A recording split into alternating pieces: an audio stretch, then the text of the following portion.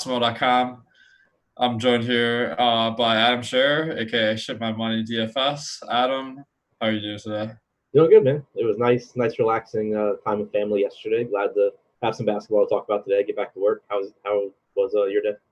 It was pretty good, man. I went out to Michigan to visit my folks and drove back today. So it's been a grind, but I had a pretty good share of turkey yesterday that got my Thanksgiving in. How about you, man? What's your favorite part about Thanksgiving?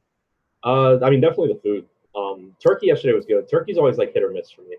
Yesterday, my dad did a good job on it, so it was good. But yeah, I don't know. People were making fun of it in Slack, like that they hate cranberry sauce. I wouldn't say it's my favorite, but it's definitely up there. It is obviously. I don't know. We usually do a pretty basic one, but I like the food. That's awesome, man. Yeah, you love to hear it. I mean, cranberry sauce and Thanksgiving go together hand in hand. The one thing about Thanksgiving that I find a little bit too contrary for my taste is you turn on the radio and all of a sudden it's already Christmas. Am I right? Oh yeah, that my I had to take an Uber from Baltimore to my parents yesterday, and she had a Christmas music on in the car, so she was ready to go. Oh, Did man. not even wait until the day after. Yeah, you hate to see it, man. But nah, it's cool to get that some of the Christmas jingles going. But we'll talk some basketball too, not just about holidays on the show. So 13 game slate today.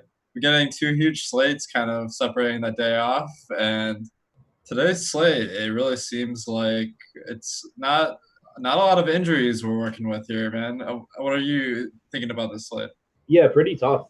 For being a 12 game slate, when I wrote the deep dive earlier, it was kind of tough to find guys that I actually felt really strongly about because with there being no games yesterday, it's not like we have any situations where guys are priced down and they shouldn't be because of something that happened yesterday. So pricing is pretty sharp. The only injury news we really have as far as guys being out that affects the slate is the Sixers. So, and that's a situation where it's really not that exciting. So right now, at least, there's not a lot of dirt cheap value, and even amongst the good players, I don't think that there's as much value as usual, just because their pricing is for the most part pretty good. Yeah, I agree, man. It's kind of tough to build a roster full of guys that I feel really confident about. So it'll be cool to break down the slate.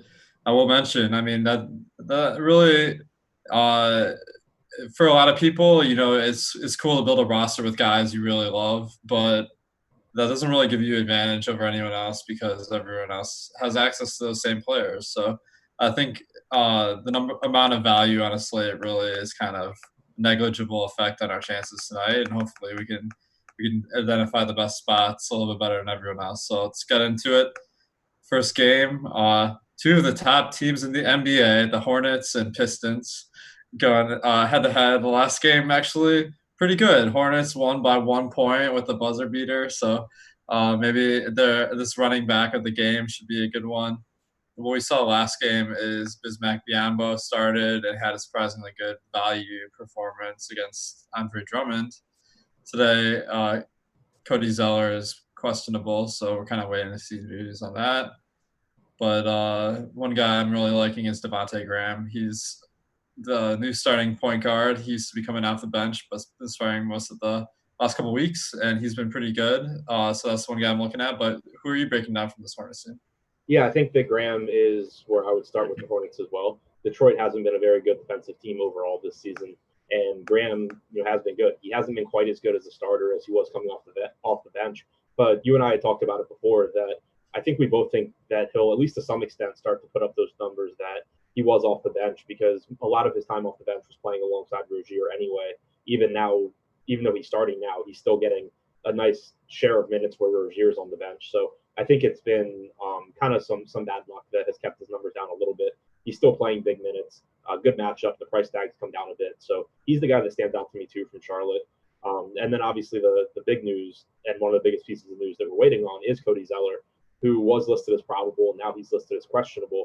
If he's in, it is he really okay? If he's in, he's 3,900 on DraftKings. Actually hadn't noticed that. So if he's in, I think Zeller is a good play. If he's out, I think Biombo is a good play. But either way, I think that the starting center from Charlotte is a pretty solid value here because it will be hard for them to play too many small ball minutes against this Detroit team. Yeah, I think this is going to be a really good spot because obviously they need to go big for Drummond. And I like that you mentioned that Zeller's price tag is 3,900. So if you're building a lineup now, you just lock in Zeller. If he's out, swap to Biombo. Either way, you got a great play. So I think we will know this news before lock, so I don't want to get too into it. But that will be something we're looking out for. Probably erring on the side of playing because he was probable earlier. Terry Rozier has been taking a kind of hit with Graham in the starting lineup, so I'm not really looking at him as much as the start of the year. On the Pistons side, fully healthy.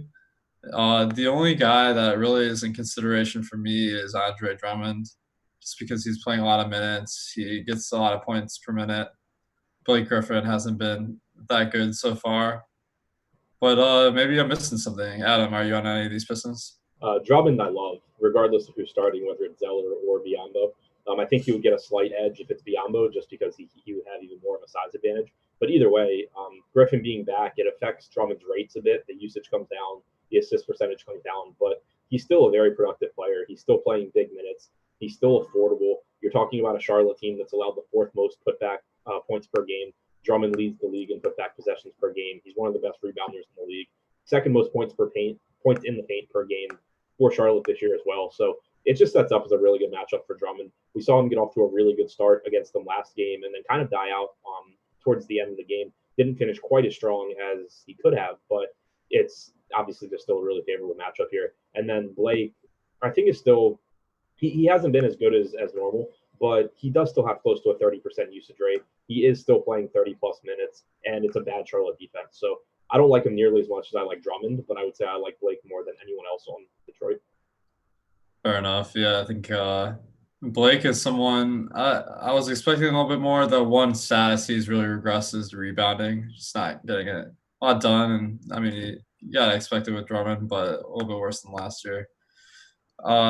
So as always, Deeper Dive we're brought to you by Yahoo Fantasy. Yahoo is one of the best places you can play, but particularly if you're a beginning player, because the competition on Yahoo is just a little bit softer than some of the other sites where the sharks are all playing high volume. So on Yahoo, you can get an advantage if you're the one reacting to the late news the quickest. And fortunately, you have us taking you all the way up to lock to give you all the breaking news. So definitely a place I recommend playing. If you're not a member of Yahoo yet, make sure to click the Yahoo article on our homepage. We have a link to use our affiliate link, and you can get $30 worth of rewards points right off the bat. So that's a nice little bonus. Toronto and Orlando.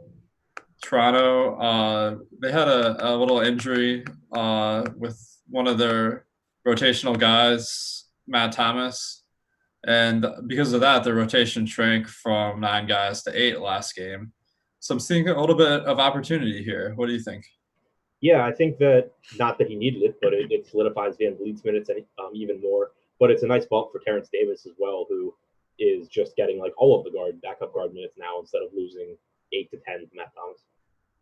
Nice. Yeah, I think Terence Davis really stands out on FanDuel at 4,100. Chris Boucher, I mean, not the same position as Thomas, but maybe he gets a few more minutes. He's really cheap on FanDuel, so I'm looking at him. And of course, studs. I mean, Pascal Siakam has been insane this year, playing huge minutes, over 37 a game over the year. But his price is getting up there. It's a pretty tough matchup versus Orlando, don't you think? Yeah, brutal matchup.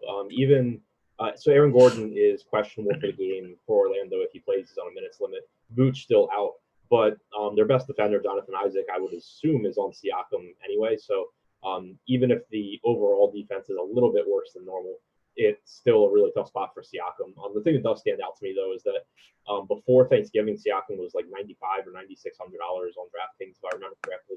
Now he's down to $8,500. So really big price drop for him there. And I think that just given the minutes he plays, even though the matchup's really tough, when you're talking about someone that's playing over 40 minutes whenever the game's competitive, it's still a pretty reasonable spot. Yeah, definitely. One thing I will note is the projections are free today, so I can give some of the information we have that we're working with behind the paywall. So I have them for 37 minutes, about 45 DraftKings points for 8,500. So decent value, but especially on tonight's slate, not a lot of cheap guys that you feel confident with. So I can't see myself getting a ton at this point. On Orlando's side, a little bit of a similar situation. You mentioned Vooch is out and Gordon perhaps on a minutes limit if he plays at all. But we've been seeing some big minutes from Fournier. Isaac has been a lot better. Terrence Ross has been playing a lot more minutes. And one thing I noticed today is that Markelle Fultz actually kind of has a shot, 55% true shot on the year. So someone that may be up and coming. But is there anyone on this Magic team you're looking at? Not that I love as like a priority, just because I think that this game overall is pretty unappealing with two quality defensive teams. But if you are looking to Orlando, I think it's the guys that you mentioned. Fournier without Gordon or Vooch on the floor has about a 28% usage rate. If the shot's going in, is your guess is as good as mine.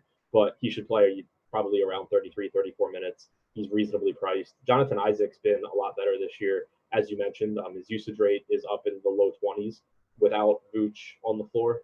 Last year it was like 18.5%. So he's being more aggressive offensively. We know he gives you a ton of blocks, a ton of block and steal upside.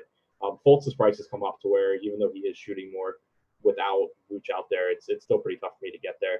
And the same goes for Terrence Ross. So I wouldn't say anyone here is a priority for me, but I think that Isaac and Fournier are the two I would look to the most. Yeah, definitely. Fournier, some of these guys are better priced on Fanduel than DraftKings. So I'm looking at Fournier and Ross on there. Mo Bamba, someone that maybe worth the dart throw in GPV, but playing the center, that's not that great. Just because you only get one. Next game, we got Milwaukee at Cleveland. I mean, you can't expect a real competitive game here with the very best team in the East versus the worst, probably. But Milwaukee, they have a couple injuries. Kyle Korver is out. Sterling Brown is out. But Chris Middleton is back. Do you see any way we can take advantage of any of these injuries here? Pretty tough, just because with Middleton being back, you're getting some minutes that he's taking, so you can't really get to those role guys as easily. So I think that I'm basically prioritizing Giannis and Bledsoe, the guys that you normally would. Yeah, definitely. I mean, Giannis, he's about as expensive as basketball players come these days. But I mean, projects pretty well on an everyday basis, especially against Cleveland. Not a very fast team, but a pretty bad one. I was really on Eric Bledsoe last game, and I got to take a victory lap because he played 36 minutes. I don't know if he did that much with them, but I called that one with George Hill out, but now he's back. So, I mean, we got to jump off this, right? Yeah, I mean it's pretty tough, especially because Middleton's back too. So in whatever minutes Middleton plays, he'll play a decent share alongside Bledsoe most likely. Bledsoe has been really good this year on a per minute basis though, and his price tag still really isn't that affordable. So even if I give him about 30 minutes, I think he's a reasonable option. But it's certainly not as appealing as it was with Hill and or Middleton now. Yeah, definitely. It's a game where I'm not seeing a whole lot of fantasy potential. One guy I'm looking at on the other side. I mean, you can't love centers against the Bucks because I mean there's a lot of foul potential here. But Tristan Thompson on DraftKings is 6,100. Guy that's been playing average of 31 and a half minutes. And I mean center is a high production position, so 6,100 seems like a good price. Do you think he might be a good value tonight? Yeah, I think he's decent. The problem with the center position is that you're going to have a really good value from Charlotte, whether it's Zeller or Biyombo. And then you have those guys at the top, whether it's Drummond, who we already talked about, Joel Embiid, who we'll get to. There's a couple of really high-end center plays that I think are in great spots. So I'm not sure how often I would end up getting to that mid-range, but I do think that out of the mid-range centers, Thompson's one of the ones that's pretty appealing. There is some risk in that sometimes we'll see centers have lower rebounding totals against Milwaukee just because of Brook Lopez pulling them out of the paint, and you'll see those additional rebounds going to, in this case, like Kevin Love potentially. But I'm not overly concerned about it here. Plus, Milwaukee plays at a fast pace, so you get more total rebounds to grab. So it kind of evens out. Yeah. Yeah, maybe some rebounds here. Kevin Love, he really didn't play a lot of minutes last game, coming off that game time decision, but he's averaged 32 on the year. If you put him at 32, he looks like a really good play on DraftKings at 7,100. But if you really take into account last game, I have him at 28, and then he looks like a pretty bad play. So which side would you lean more towards there? Pretty mediocre for me. Just enough options on the slate. Like I have him at 32 minutes, so I think that he's decent. But like you said, the minutes are inconsistent with him. In his higher end games this year, you're getting 33, 34, but in some others, you're getting closer to 30. Yeah, so not a guy I feel real confident in, but uh, not a great fantasy asset this year, I guess we have to say. Yeah, I really think the good next, numbers, but the usage has been down a bit. yeah, the defensive rebounding is insane. It's like better than Andre Drummond, Yeah, but that's about all he's been doing well. Next game should be a little bit more interesting, I think. So we got Philadelphia at the Knicks. We got a couple guys ruled out for Philly. Al Horford is out for rest, I believe, and then Josh Richardson is doubtful. So I'm seeing some opportunities here. So are you looking at this game pretty closely? yeah, I think that for a couple of reasons. For one, it's a good matchup for someone like Embiid, but this is a team that's giving us more value than most teams are today.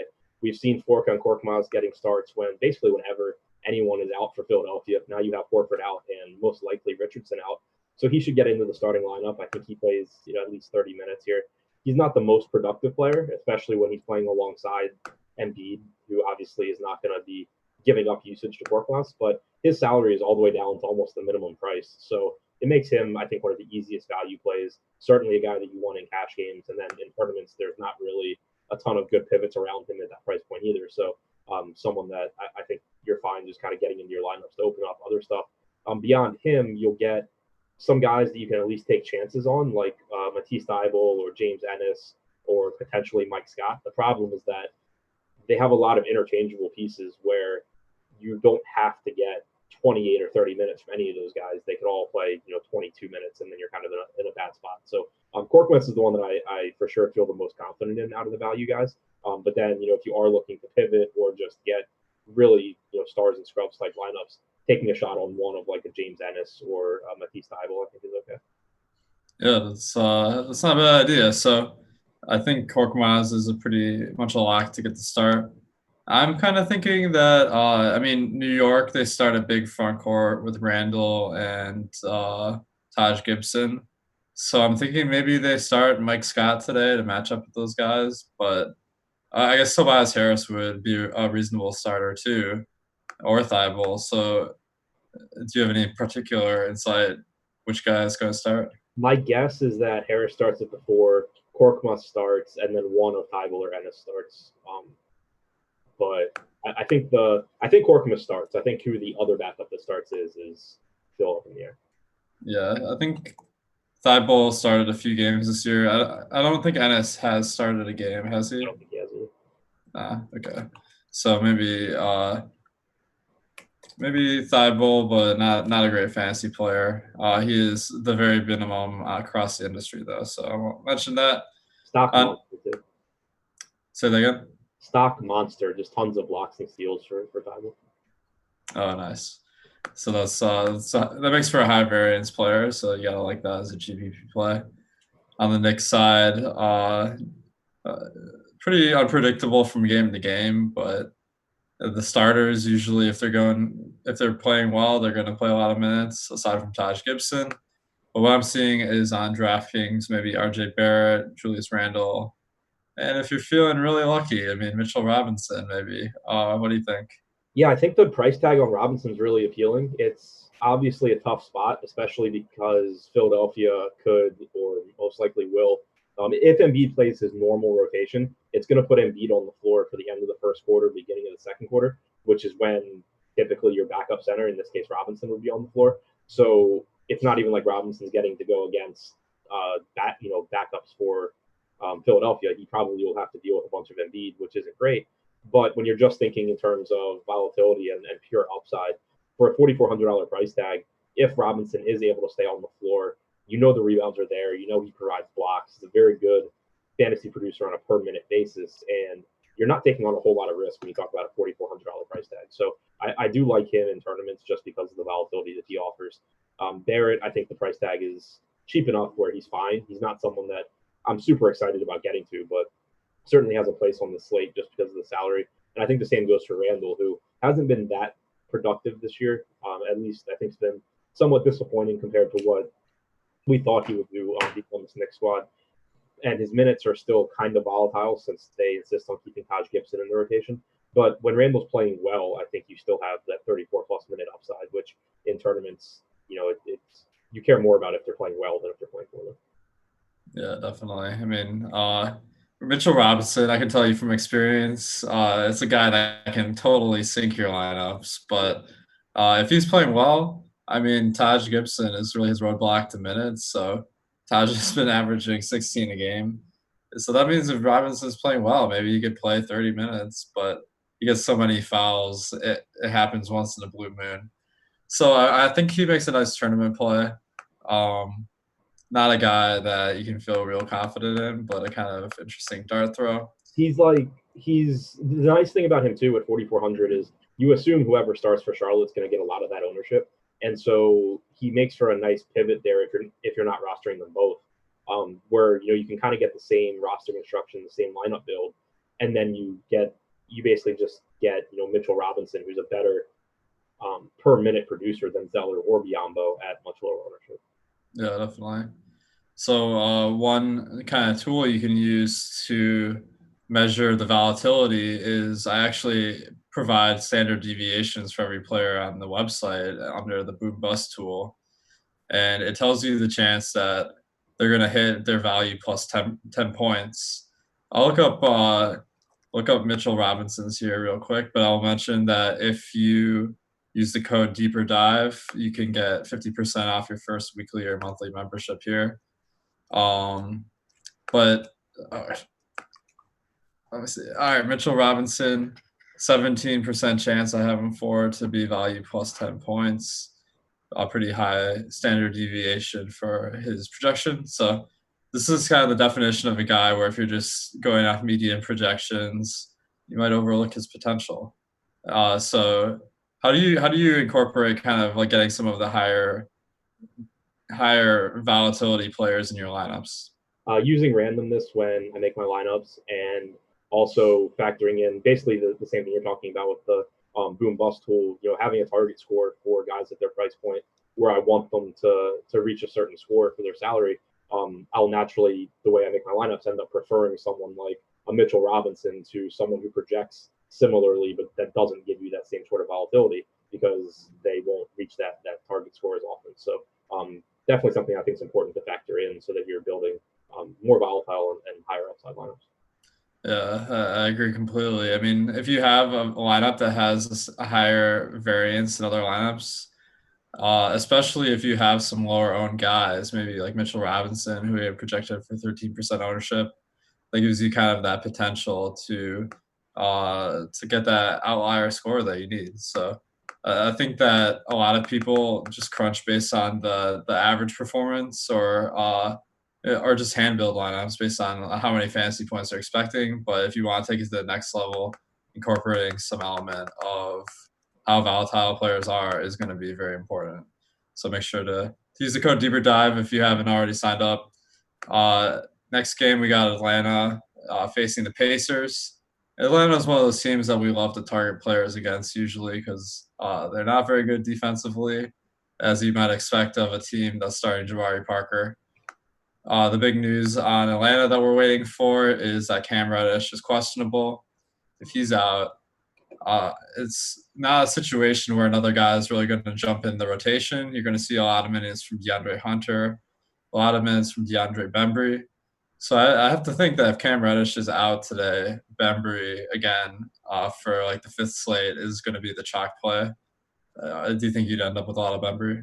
Yeah, which I hate it. He's somehow good whenever he's chalk, which has been expensive for me this year. But Yeah, if Reddish is out, you should get a bunch of minutes for Bembry opening up again. He is nice in that he provides a lot of hustle stats. He gets some rebounds, he'll get some defensive stats. I think there was that game the other day where he was like the most popular guy on the slate. He had 4 steals in the first 5 minutes or something. So I'll give you that. He's just it's always scary because he's not a really high usage guy when Trae Young's in there and he's not running point. But now that his price tag's back down to 3,800 on DraftKings, it doesn't really matter. Not a really appealing spot against the Pacers, who are a quality defensive team and do play at a slow pace. But again, when you get guys at price tags this cheap, it's not really all that important. Yeah. I mean, if he starts this game at 3,800 on DraftKings and 4K on FanDuel, as long as he has average performance, he'll probably be all right. Of course, we have to get this injury news in time, and I hate to bully people for likes, but we haven't been getting much injury information yet so far. This game is at 8 p.m., so we really want this news as soon as possible. If you don't click that like button, we're not going to get this news until 7:01 p.m., and you're going to be left without Bembry in your lineup. So please, everybody, click the like button here. The rest of the guys on the team, Jabari Parker had a huge game where he played 35 minutes or something, and I think he won a lot of people money. He's only been averaging 28 though over the last 15 and the last 5. So, what did he make of that? Yeah, I thought it was obviously a lot of minutes for him, 36.8 in that game. When in games where he hasn't been in foul trouble, we've been seeing 31, 32, but that was obviously a lot. I don't really know what to take away from that. It's nice to at least see that he can play that many minutes if he's playing really well. I still don't expect that to become the norm, but it's good to know it's at least in the range of outcome. Yeah. So I mean, this might be a high volatility guy if he does have that high foul tendency. Um, so maybe a guy to take a shot on, but I think the opportunity window might have closed because he's pretty expensive these days. The other guy I think is worth discussing on a daily basis is Trae Young, of course. He's put up some huge games this year, 70 or 80 points. So Indiana, not a great matchup, though. Do you think there's any chance he would have a good game today? I don't think I'll get to a lot. The thing that's scary whenever you don't have a lot of Young is that he's matchup proof, and that if he's knocking down his shots, you can't really defend him because he'll just pull up from half court and start making threes, and that's not something that you're ever going to defend. So it's always scary if you're not there. But the nice thing is that his salary is expensive enough to where you really need him to have that the unusual performance for it to really hurt you if you don't have him. If he goes out there and has his average game or even a slightly above average game, with it being a 12-game slate, there's plenty of other spots that you can make up for it. So I'm okay in a spot where he's facing a really slow-paced team and a quality defensive team, and just having exposure to a lot of other guards that I like and hoping that Trae Young doesn't drop 80. Yeah, I mean, you only got 9 roster spots at the most, so you're gonna have to fade a lot of guys. Trae Young is one of the scarier ones to fade, but not really standing out to me either. Just got some news here. Aaron Gordon is starting. So what I'm anticipating to happen tonight is that Wes, a one dude, is just dropped from the rotation completely. He's been playing about 20 minutes a game. So I'm expecting Aaron Gordon to just take those minutes. Is that kind of what you'd expect? Yep, that's where I'm at. Okay, awesome. So that's not too hard to break down. Based on that, I think that Isaac's rebounding might come down a touch because Gordon's rebounding's quite a bit better. Well, I guess he's not that much better than Wes Iwundu, so maybe not. Vooch being out is certainly a benefit to both of the rebounding because Vooch averages 27% boards on the defensive end, and Birch is only 12. So that's 15% of rebounds that might go into someone else. So crunching these numbers for everyone on a daily basis. On the other side of Atlanta, we got the Pacers, and they're projected for 117 points, which has to be one of their highest projections of the year. Pretty much every starter's in play. A pretty healthy team. Brogdon, Warren, Sabonis, Turner, Lamb. That's your starting 5. Is there any one guy you're gravitating towards? Brogdon and Sabonis. I think that, like you said, all the starters are good plays here, just because it is a really favorable matchup against one of the faster teams. Atlanta's 12th in pace, but they've been playing a bit faster after the first couple weeks of the season, and one of the worst defensive teams in the league. But the two that really stand out are Brogdon and Sabonis, who Brogdon's averaged 1.3 DraftKings points per minute this season, leads the team in usage, has about a 39% assist percentage this season. And then Sabonis, who it really doesn't seem to matter who is on the floor with him, he just produces. He's played 33 minutes in each of the games, the two games since Brogdon and Lamb rejoined the lineup. Lost 2 to 3 minutes to blowout in both of those. So it's not like he's losing minutes. He has the second highest usage rate on the team, contributes assists, contributes rebounds, and then somehow on DraftKings his price tag fell back to $7,900. So him and Brogdon there are both $7,900 in, I think, a really, really good spot. And then Lamb, Turner, Warren are all guys that are cheap enough where, because of the matchup, you can get them a low ownership. They're high upside plays. They just don't come through as much as Sabonis and Brogdon do. Yeah, definitely. I mean, Warren in particular is pretty scoring oriented, so he's priced pretty well on FanDuel, probably the best price of any of the guys. But no one other than Sabonis and Brogdon, like you mentioned, is standing out a ton here for me. But definitely worth taking some shots on here. Next game, we have Golden State, our favorite fantasy team these days, versus the Heat. The Heat are favored by 12 points, so I guess Draymond Green, not the difference maker in the championship runs of yesteryears. But man, I was on Green a ton last game. He went out and played 24 minutes. His price is up a bit, so I'm not really thinking he's a play tonight. But is there any chance you take a shot on him? I think the minutes last game were really scary because I don't really know what the reasoning for it was. It's not like he had missed a bunch of time. If he wasn't 100%, why did he come back at all?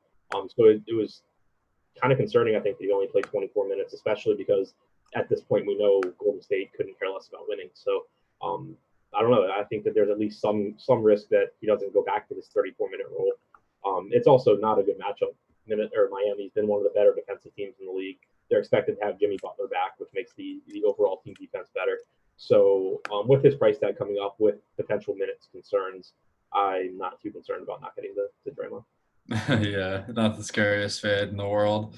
The rest of the team, I think Bowman's out of play. He's been moved to the bench with Green starting. We'll see how long that lasts, but Burks, he's been pretty good, about almost a point a minute, and he isn't super expensive. Do you see yourself landing on Burks at all? I think Burks and Pascal are the two that I'm still interested in because their price tags haven't really increased all that much, and they should still play tons of minutes even with Green back.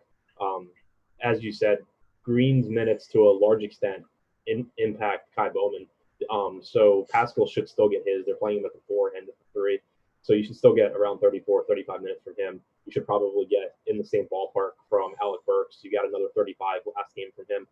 The fact that they are playing a really good defense still makes them nothing but secondary options to me. But Pascal and Burks are the two from this team that grade out the best. Definitely, yeah. Burks is standing out particular for me.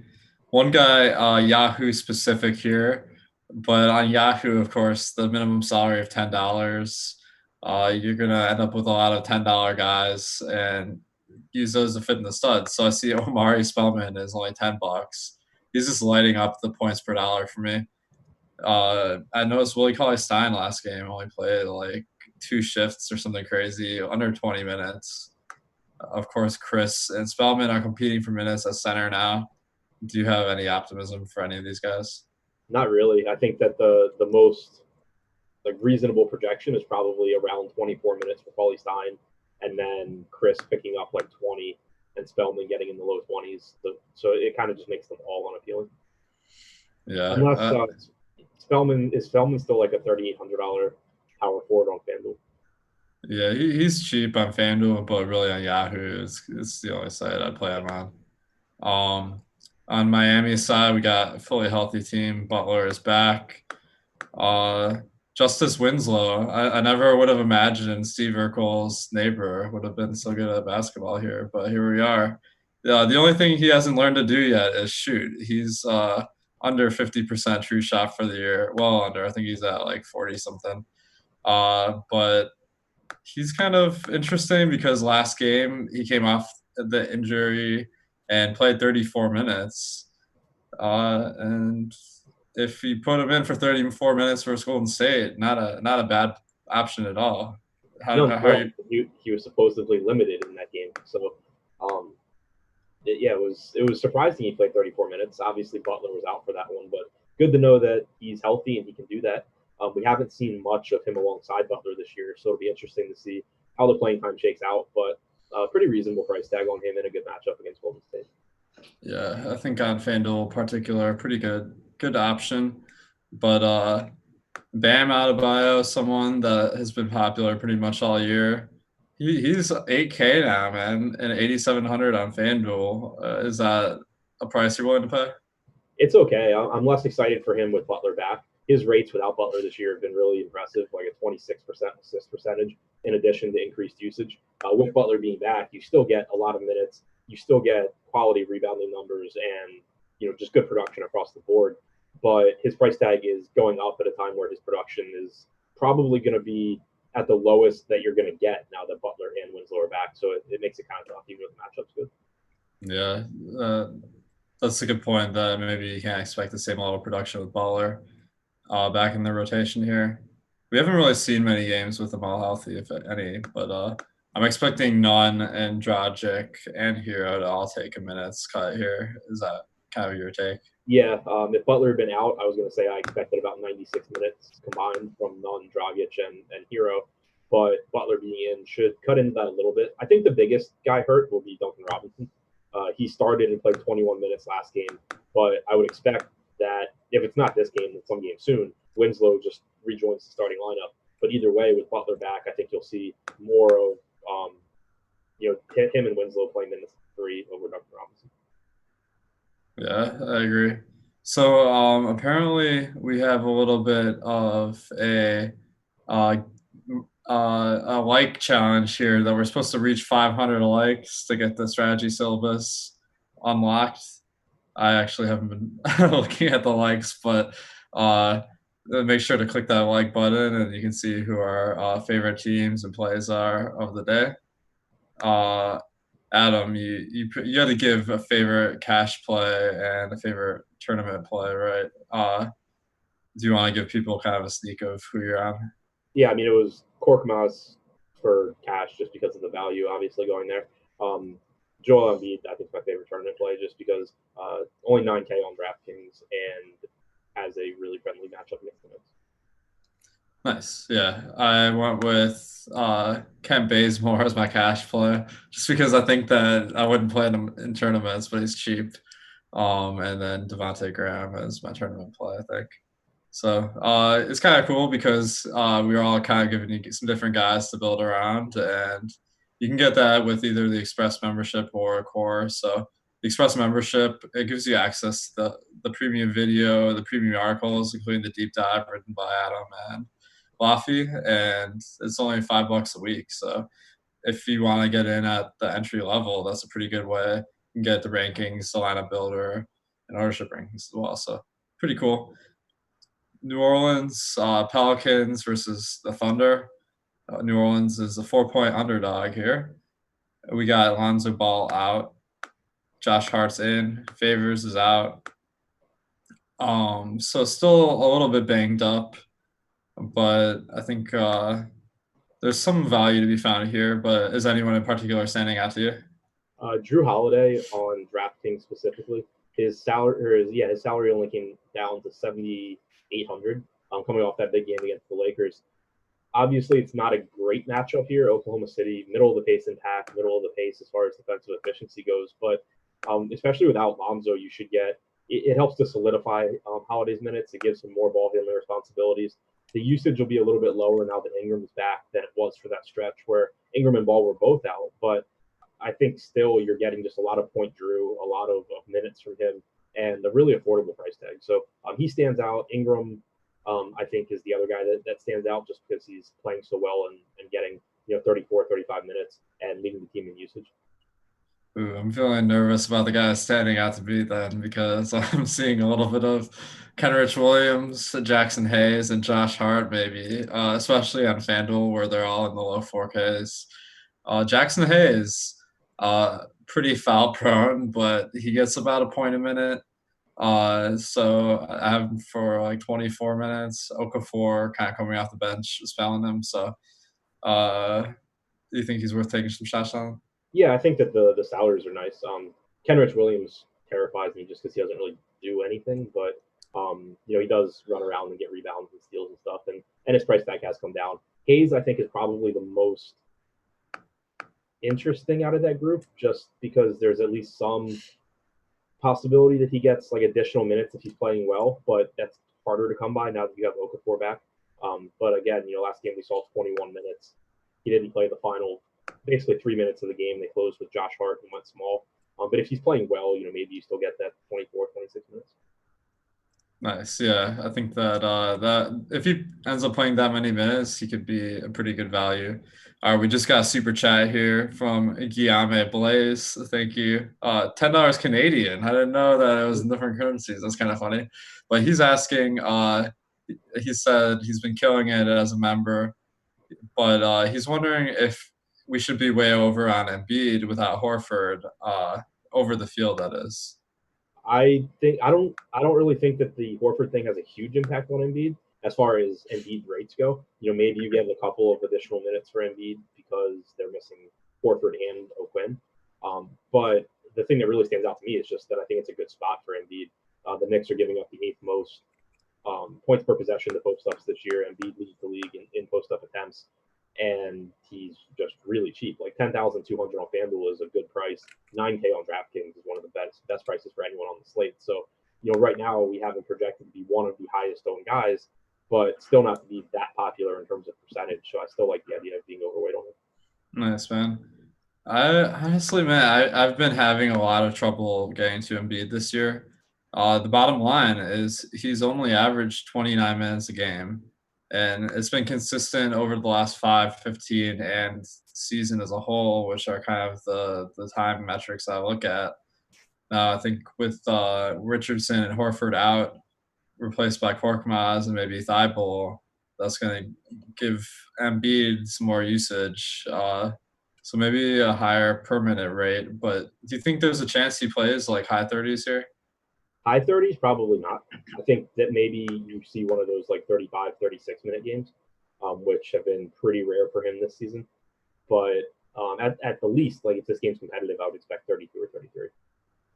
Yeah, I think that would be pretty cool if he got there.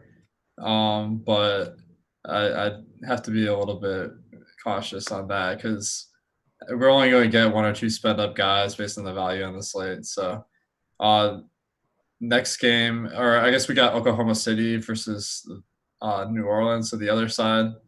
I mean, the only injury here is we have Hamidou Diallo out, and as a result, Terrence Ferguson night. Am I right? Nope. Oh, man, what is it? When is it ever gonna be Terrence Ferguson night? I keep waiting, Yeah, but maybe if they start letting him play like 68 minutes a game. yeah. But one guy that is standing out a little bit because of this injury is Dennis Schroder. I think that he's he's been averaging about 29 a game for the year. I guess the injury really doesn't move the needle a ton, but he's pretty cheap on FanDuel at 5,700 because he comes off the bench. It kind of gives a little bit more volatility to minutes, I would say. Do you see yourself landing on an A Schroder? I think that it's a good matchup, obviously, against the Pels, a really fast team that doesn't play defense. But yeah, I think that he's been in on closing lineups a pretty decent amount this year, and that's allowing him to get up to those 29, 30 minutes. The price tag is finally starting to come up, but at the same time, he still leads this team in usage at 25%. He has a 22% assist percentage, so he's productive when he's out there. You're getting around 30 minutes, and it's a really good matchup against the Pels. So even though it's not as appealing as back when he was 4,800 or 5K, I think it is still a pretty decent price point for him. Nice. Yeah, I think He could be an interesting kind of mid-range play. Definitely if he fits your salary kind of constraints, then I'd put him in for sure. Chris Paul been getting a little bit better over the season, but only a little bit better than a point a minute these days. Do you have any optimism for Chris Paul? I love the matchup, but the thing that kind of stands out to me for Paul is that he's the most expensive guy on Oklahoma City, and he's not the most productive. And there's no one, at least right now, in our projected ownership from this team that has a ton of ownership. So it's tough for me to say that I would prioritize Paul over Gilgeous-Alexander or over Dennis Schroder because I think that they're both a little bit more productive. I think that I mean, they both have higher usage rates. Gilgeous-Alexander is going to play more minutes almost 100% of the time, barring injury or something. So when they're similar ownership and less expensive, it's really hard for me to make Paul the priority. Yeah, same. I'm kind of wondering if he's been replaced by Cliff Paul this year. You mentioned Shea Gilgeous-Alexander. Is that someone you're going to be having in tonight? Yeah, I think he's my favorite guy from Oklahoma City, especially if they're all going to be comparably owned, like the 5 to 8% range. He's been playing 36 minutes basically every competitive game this year. He's now second to Schroder in usage on the team, but for most of the year he's been leading the team, 24.7%. Doesn't do much in the way of peripherals, which makes him risky since he can give you games where he scores 25 real points, but then doesn't really do anything else, and it's disappointing at his price tag. But with this being a game where the Thunder should get more possessions than normal against an inefficient defense, I think that Gilgeous-Alexander's in a pretty nice spot. Yeah. Man, it's a tough slate to analyze because there's so much less value than other slates, but I think that a lot of these guys to me are just kind of average plays, which may be good enough on tonight's slate. So next game, I think maybe a little bit better matchup for Utah than some of the other teams on the slate versus Memphis. I forgot to mention Chris Paul revenge game. So versus New Orleans. Yeah, take that into consideration. Anyway, so Donovan Mitchell is kind of a guy that's standing out a little bit. 7,800 on DraftKings, 8,600 Fanduel. Memphis, not a great defensive team, and they're playing pretty fast this year. So, do you think maybe the Jazz have a good matchup here? Yeah, and Mitchell in particular, in addition to Memphis being the sixth fastest team in the league and one of the least efficient defenses overall, they've been struggling with what Mitchell does specifically.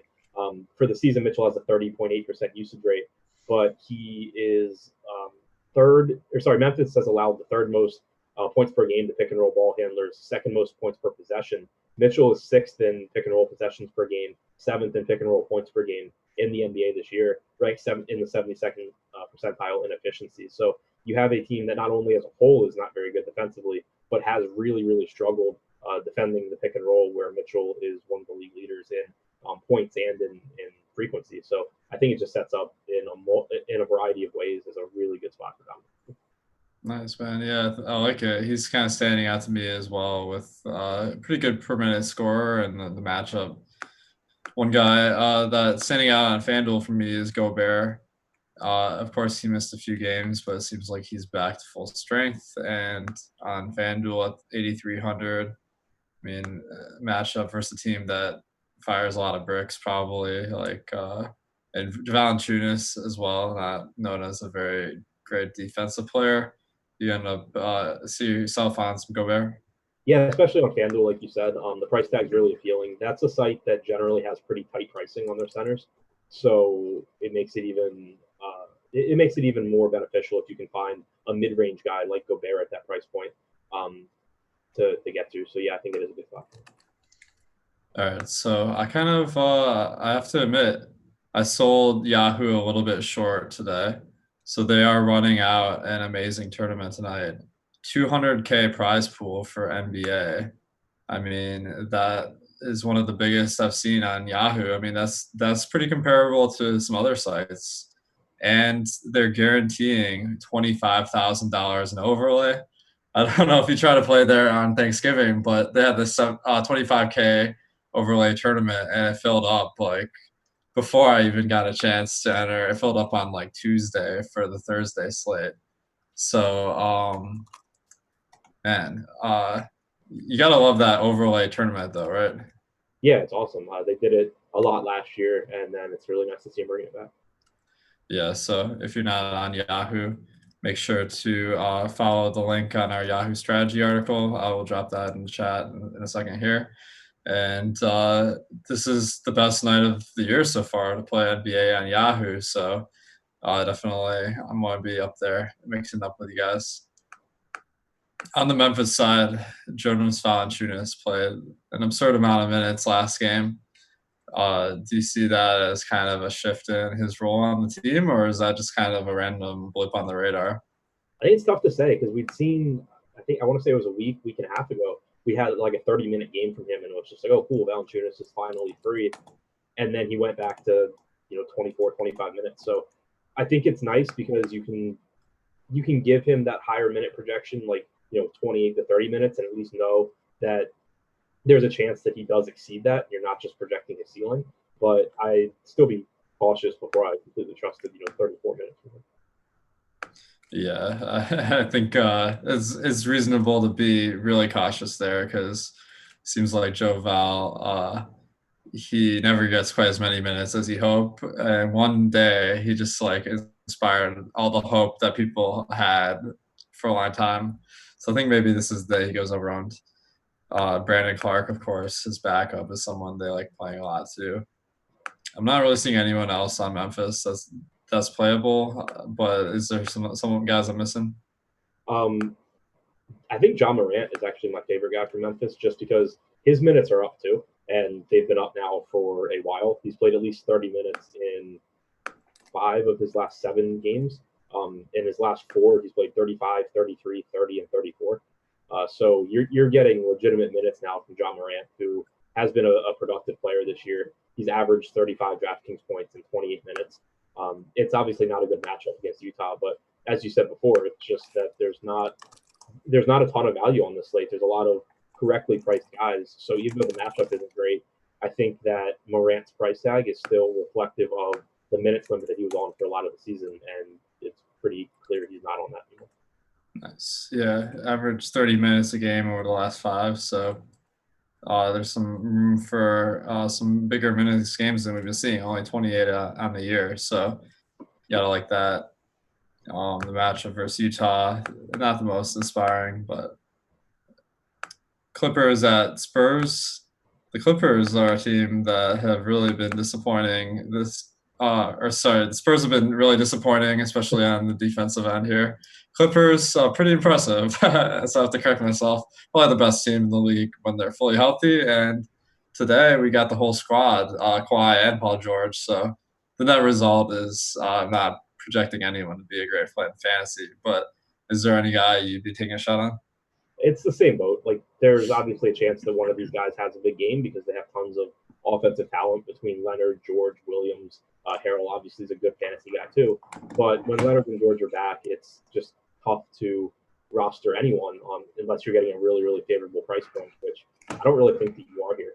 It is a really good matchup. You do have a pretty healthy team total for the Clippers, but I just don't think that any of these guys stand out at their respective salaries, compared to other guys at their position. Yeah, absolutely. I mean, Kawhi Leonard is not 10K on Fanduel, 9,300 on DraftKings. So you're paying a lot for a guy that is going to be competing for the shots a lot more than he has been. I mean, the names are a lot better than the fantasy performances here for sure. The Spurs, on the other hand, maybe you can take some shots on these guys. They're all standing out as kind of average plays to me, which might be good enough to sprinkle in. But one guy that has been a fantasy factor is Jakob Poeltl. He's been starting for the Spurs over the past few games, averaging 24 a game. Not really someone I'm crazy about today because his price has gone up a little bit. But is there anyone on this team that you're looking at? Not really. It's just a really tough defensive matchup. I mean, you're talking about a Clippers team that just has so many good defenders that can defend multiple positions between George, Leonard, Beverly. Yeah, and that's not even mentioning guys like Harkless off the bench. So it's just not really that appealing of a spot for me with San Antonio. None of them usually play huge minutes either. Like normally you're talking about Aldridge and DeRozan leading the team with like 34, 35 minutes, which is fine. But when you compare it to other players in their price range, and you can get 37, 38 minutes from guys like Drew Holiday or Fred VanVleet or Siakam or whoever, it's still not a lot of minutes. Yeah, I think Aldridge might be the guy I go to, but you can't love it. Man, DeJounte Murray, that's the guy that I've been hoping would get some more minutes, but he's been averaging 22 and a half for the season. And over the last 5, he's averaged exactly the same. Now he's coming off the bench. Do you see any potential there? It's tough. Like I wish he would get more minutes because I think he's really good. He struggled this year though, coming back from his injury. He's been a lot worse defensively, it seems, than he was prior to his injury. So I think he's still kind of trying to get back in the shape, or in the game shape at least, and that's probably affecting him a bit as well. So I don't have any reason to be giving him more than 22 to 24 minutes. Yeah, I mean, I wish, but maybe not today. So we just got some breaking news here. Cody Zeller is out. Bismack Biyombo is starting for the Hornets versus Detroit. I have him projected for 26 points, fantasy points, of course, and he's under 4K on every site. On Yahoo, I assume he's $10. Pretty interested? Yeah, I think it's one of the easier value plays. It doesn't hurt that we just saw him play 34 minutes in this matchup. He's still cheap enough where if you were to project like 26, he would be a pretty good point per dollar option. He hasn't played a ton this year, only averaging 15.3 minutes per game, but he's averaged over a fantasy point per minute. We've seen in previous years that when he does get these spot starts and does get decent playing time, that he's a productive enough player. So I don't really have any reservations about going to Biyombo. Man, so he's actually been someone that has really taken a jump forward, and I mean, you blink and you miss it because this is Bismack Biyombo. But this year, so far, averaging 19% usage and 63.5% true shot. Last year, he was only at 12.7% usage, so he's taking about 50% more shots on the Hornets this year. I mean, what's going on here? I don't know. That's actually weird. It could just be playing with Charlotte's terrible second unit, but yeah, it's definitely not a bad thing. Yeah. So maybe a little bit better at fantasy than you remember. Of course, this isn't a fantasy stud. I mean, if you're going off the dollars per year he's played compared to his salary, or dollars per year salary versus his DraftKings salary, amazing dollars per dollar, I'd have to say. But the salaries are kind of relevant because the GMs don't want to look dumb for paying these guys a obscene amount of money, but that's about all I would say. Dallas at Phoenix, of course, and Dallas, two of the more improved teams this year. Of course, Dallas, they're doing it pretty much on the back of Luka Doncic, just a fantasy monster this year, contributing in every category. His assist percent on the year is 49%. That's as high as anyone in the league. Kind of tied with LeBron, averaging 34 minutes a game, but we've seen him play big minutes if it's close. So how does Luka rate for you among the studs tonight? Absolutely love him. It's even easier to get him into DraftKings lineups now too because he picked up small forward eligibility. So now you can roster him at basically every position except shooting guard and center, and power forward. But it gives you more spots to get him in the lineups. He's averaging 1.83 DraftKings points per minute this season, which is really nice. The one thing that I think does make it a little bit tougher than normal is that there are underpriced guards. Like we've mentioned that there's not a ton of underpriced guys on this slate, but I do think the Donovan Mitchell, Malcolm Brogdon, those guys I think are both really underpriced. Drew Holiday is a bit underpriced. So it's not tough to get mid-range upside at guard specifically. And so I think that it might be, at least from an optimal roster construction standpoint, it might be more optimal to be paying up at forward than at guard. But at the same time, in tournaments, you're not as worried about your top projection, your optimal lineups. When you can get, right now we have Luka projected on DraftKings at 8% ownership. That's really, really appealing against a Phoenix team that's top 10 in pace and for a guy that's as productive as Luka is. Yeah, and I feel like a big reason he's been losing minutes is the blowout factor. They're only favored by 2 points here, so I kind of am optimistic.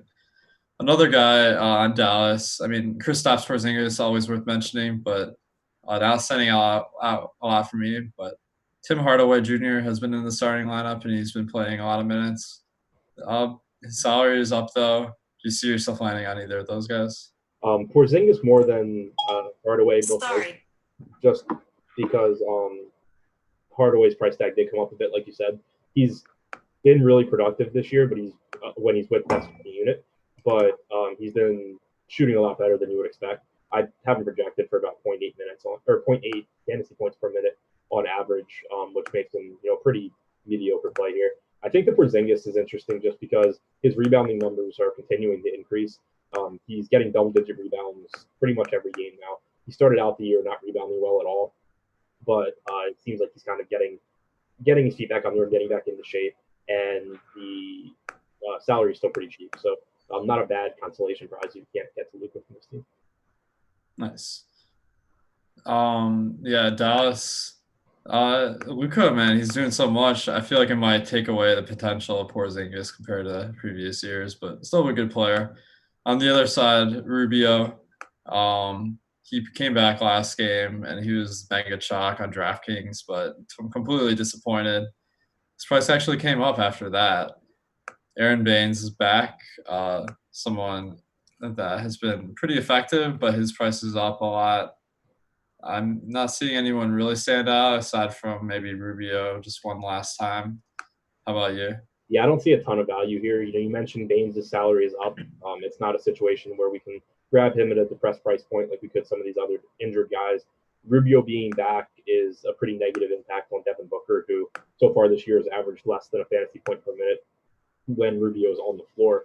So I think that I agree. The most appealing guy here is Rubio. It's not the really easy play, which obviously failed, but the really easy play at 5,500 against the Wizards that we had last time. But he has still averaged over a fantasy point per minute this year. He, you would think, plays 30 to 32 minutes. So I think that he's my favorite option from the Suns. But overall, I think that they're just a pretty efficiently priced team. Yeah, I have to agree. I mean, pretty healthy team, and that always takes away the fantasy value, unfortunately. This next game, maybe a little bit better for value. We got Chicago and Portland. Portland's favored by 8 points. Chicago, they have Denzel Valentine back, and that's kind of muddied up the rotation a little bit. So I'm not really confident in Shaq Harrison being like a value play anymore. But some of the guys like Zach Lavine, I mean, he's really the only guy I really feel confident about this team because Markkanen has been losing minutes. Carter gets in a ton of foul trouble. Satoransky seems to be not someone who they're playing 30 minutes. But do you have any shares of these guys? So I think this game actually has one of the more important pieces of news we're waiting on, which I assume we won't get before lock. But Satoransky is questionable. If he sits, Dunn would become a really good value at only 3,700. He's been Satoransky's backup all season long. They've basically been splitting 48 minutes between the two of them. So if Satoransky were out, you would get a pretty obvious value play there. But if Satoransky's in, it gets really tough because it's just a really, really messy rotation with a lot of guys in there. Chandler Hutchison's out, so I would expect that Harrison starts, but we saw him play 7 minutes last game, started the second half, and then just never came back in. Luke Cornett's back. They kept Daniel Gafford in the rotation for like 8 minutes. It's just a huge mess right now. So I'm really only interested if Satoransky were to sit. I like it, man, because I didn't notice this, but Satoransky, he was probable, so I had him in for the full minutes, but downgraded at 3 p.m. today to questionable. And there is narrative in the industry that usually means are out.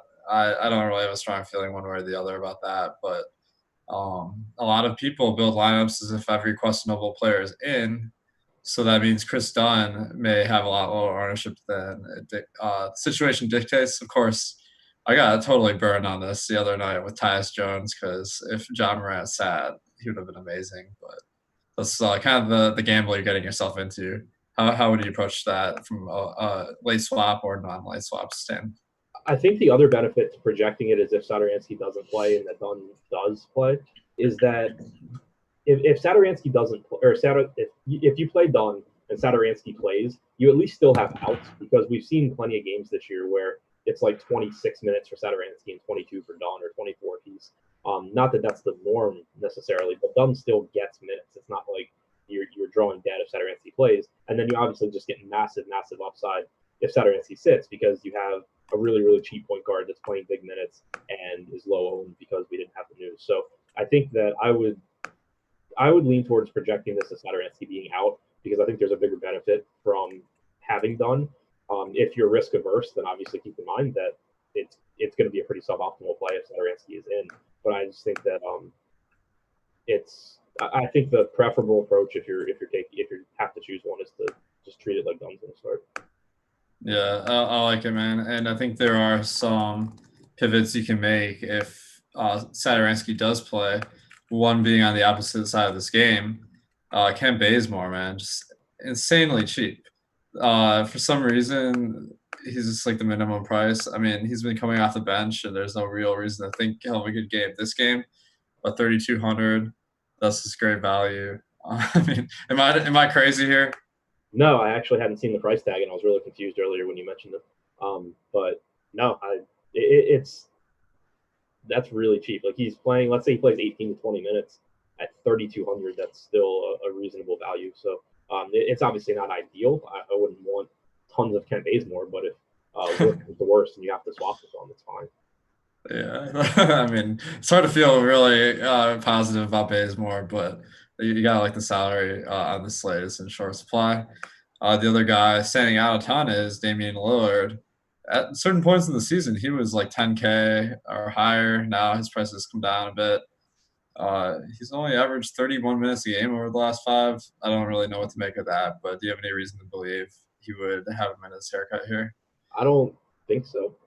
So I mean, like last game he played 30 minutes, but he didn't step on the floor in the fourth quarter of a blowout.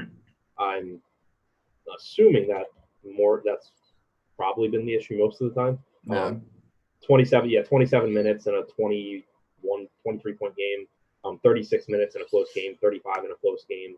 So yeah, it's been blowouts the last couple, but you should still be getting 36 plus minutes from him.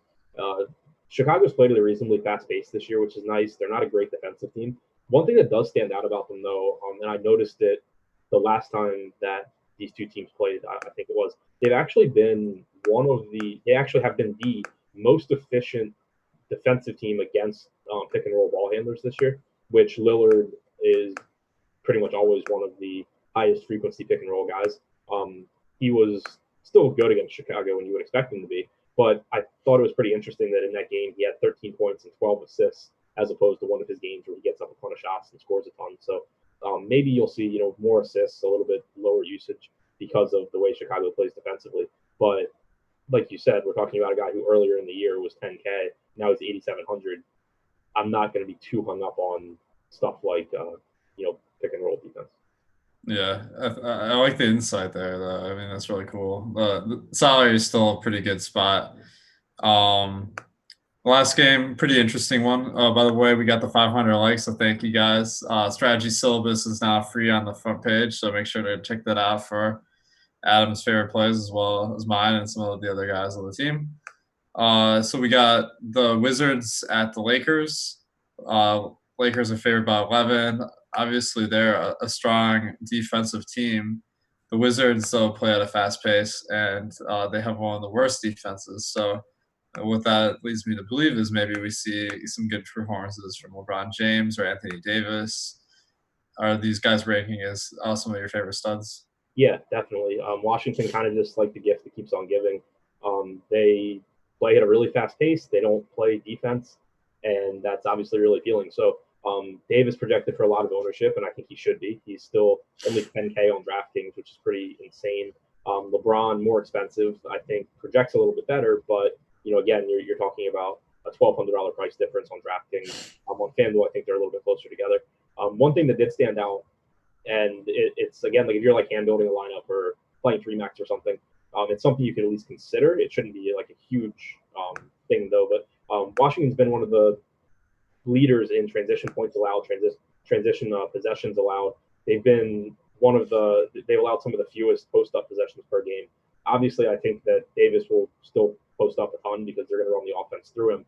But in terms of just play style here, I think that it sets up a little bit better for LeBron to just have the ball in his hands a lot after transition, making stuff happen. Nice, man. Yeah, that would be. Of course, you can only get one of these studs in there. LeBron, he is a lot more expensive on DraftKings, but on Fanduel about the same price. But both good plays, great matchup.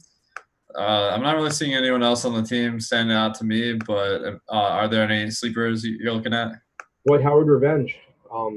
No, not really. I mean, this is, like we talked about it being a Jeremy Grant type game when Denver played Washington. This is a Kyle Kuzma type game, but you can still only do so much if you're playing 26 minutes. So dart throw on Kyle Kuzma, but can't feel super confident in it. Nice, man. Well, I think I can feel pretty confident on the night slate, so maybe I'll throw them in there. Washington at the Lake. Washington, of course, one of the tougher teams to predict other than Bradley Beal, who gets high 30s in minutes. But Jordan McRae has been hot. He's cheap on FanDuel. I'm not seeing a whole lot here, but are you taking shots on a Wiz? Not really. I think it's a pretty unappealing matchup here. A slow Lakers team, a really good Lakers defense, a Washington rotation that, like you said, with the exception of Beal, has a ton of guys that play multiple positions, that steal minutes from each other. And Beal, while I think he is the most appealing guy on the Wizards, you're still talking about paying up for him as opposed to taking some of the other really good mid-range guards we talked about. So I think Washington's actually one of the least appealing teams on the slate. Oof, I might have to pull Troy Brown from my lineup here. Anyway, he might have the first good game of the season. So that about does it for us. I will reiterate, man, Yahoo tonight, they're throwing their best contest of the season, 200K, 25K guaranteed in overlay. But not to mention, it's only 10,000 out of 17.5 thousand players. So that means there's going to be even more than 25K in overlay, possibly. They have this little Black Friday deal. So I think you're going to win at a higher rate because more of the field's going to cash if it doesn't fill. And they also spread it out nicely. So this would be a tournament. I would definitely up my volume to get in more lineups. So make sure to get in there. And we'll see you guys next week on the Deeper Dive.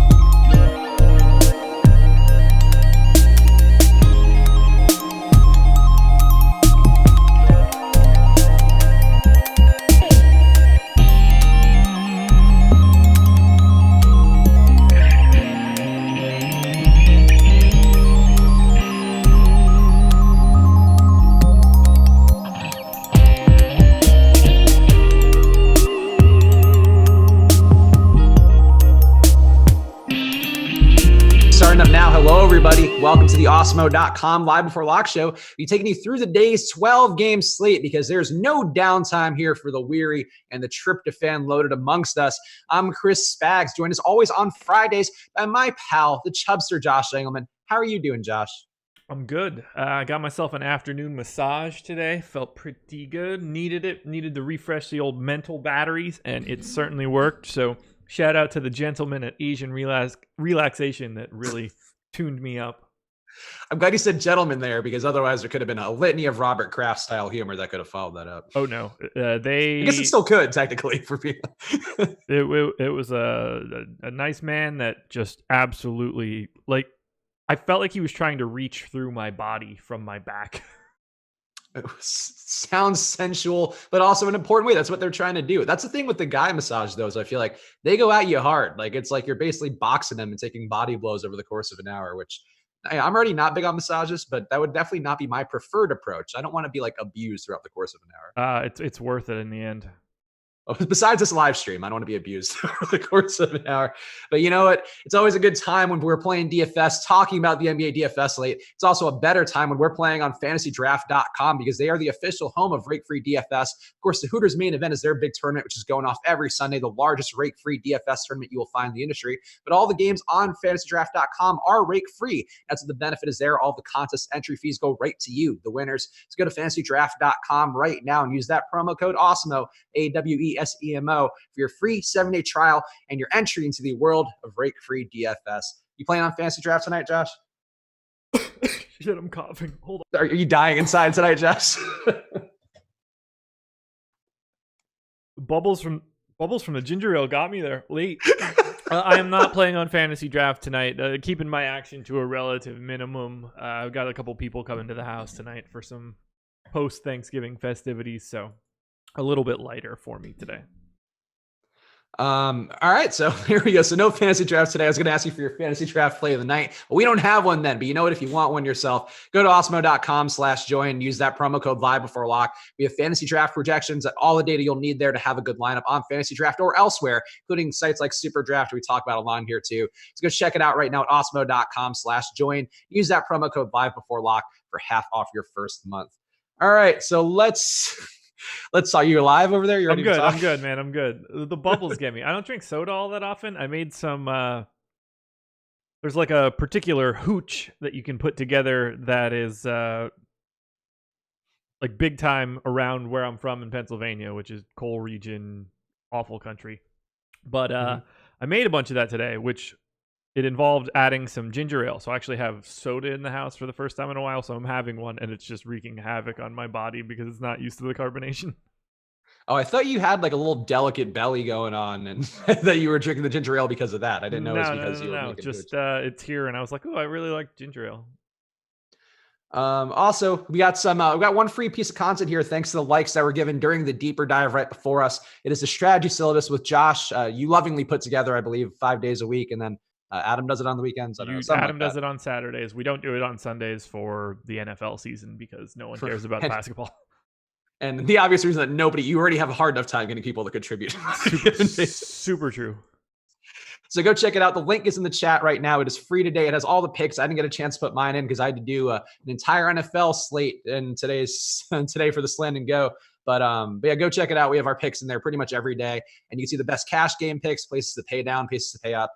It's all free for today because of Black Friday and also generosity and spirit of Thanksgiving and all those wonderful things. Perfect. All right, let's talk about our ownership, Josh, because this is really not a slate where there's going to be anything particularly obvious today. I guess we could talk about the chalk Sixers first and foremost. So we did just get an ownership update, so maybe this will change a bit. Oh, here's what we can talk about, which, by the way, I want to take you and Eddie both to task for this one because this guy is now the chalk play of the day today. Bismack Biyombo. Both of you guys, I think not so much on the show itself, but after the show, we're bashing Bismack, which had me feeling pretty bad as somebody who had a hefty amount of Bismack afterwards. And you know what Bismack happened to do? Go nuts. You went nuts. I bashed him? Yeah, I was more Eddie, to be honest, but you were. I think you were pretty anti-Bismack. I was with the field. I felt like you were anti-Bismack. 40% on FanDuel. Me and the Bismack stands out there were not happy with it, but no, I mean, look, you guys had to take about, his performance. Eddie in particular, I think, nothing. We're obviously not speak ill of a person who's not here because that's certainly not the case. And Eddie comes through with a lot of these strong takes sometimes where he has his opinions on these guys, and that ends up saving you guys a lot of money throughout the show. But Bismack, he was besmirched heavily, and I was like, oh crap, oh nards, I have 50% Bismack.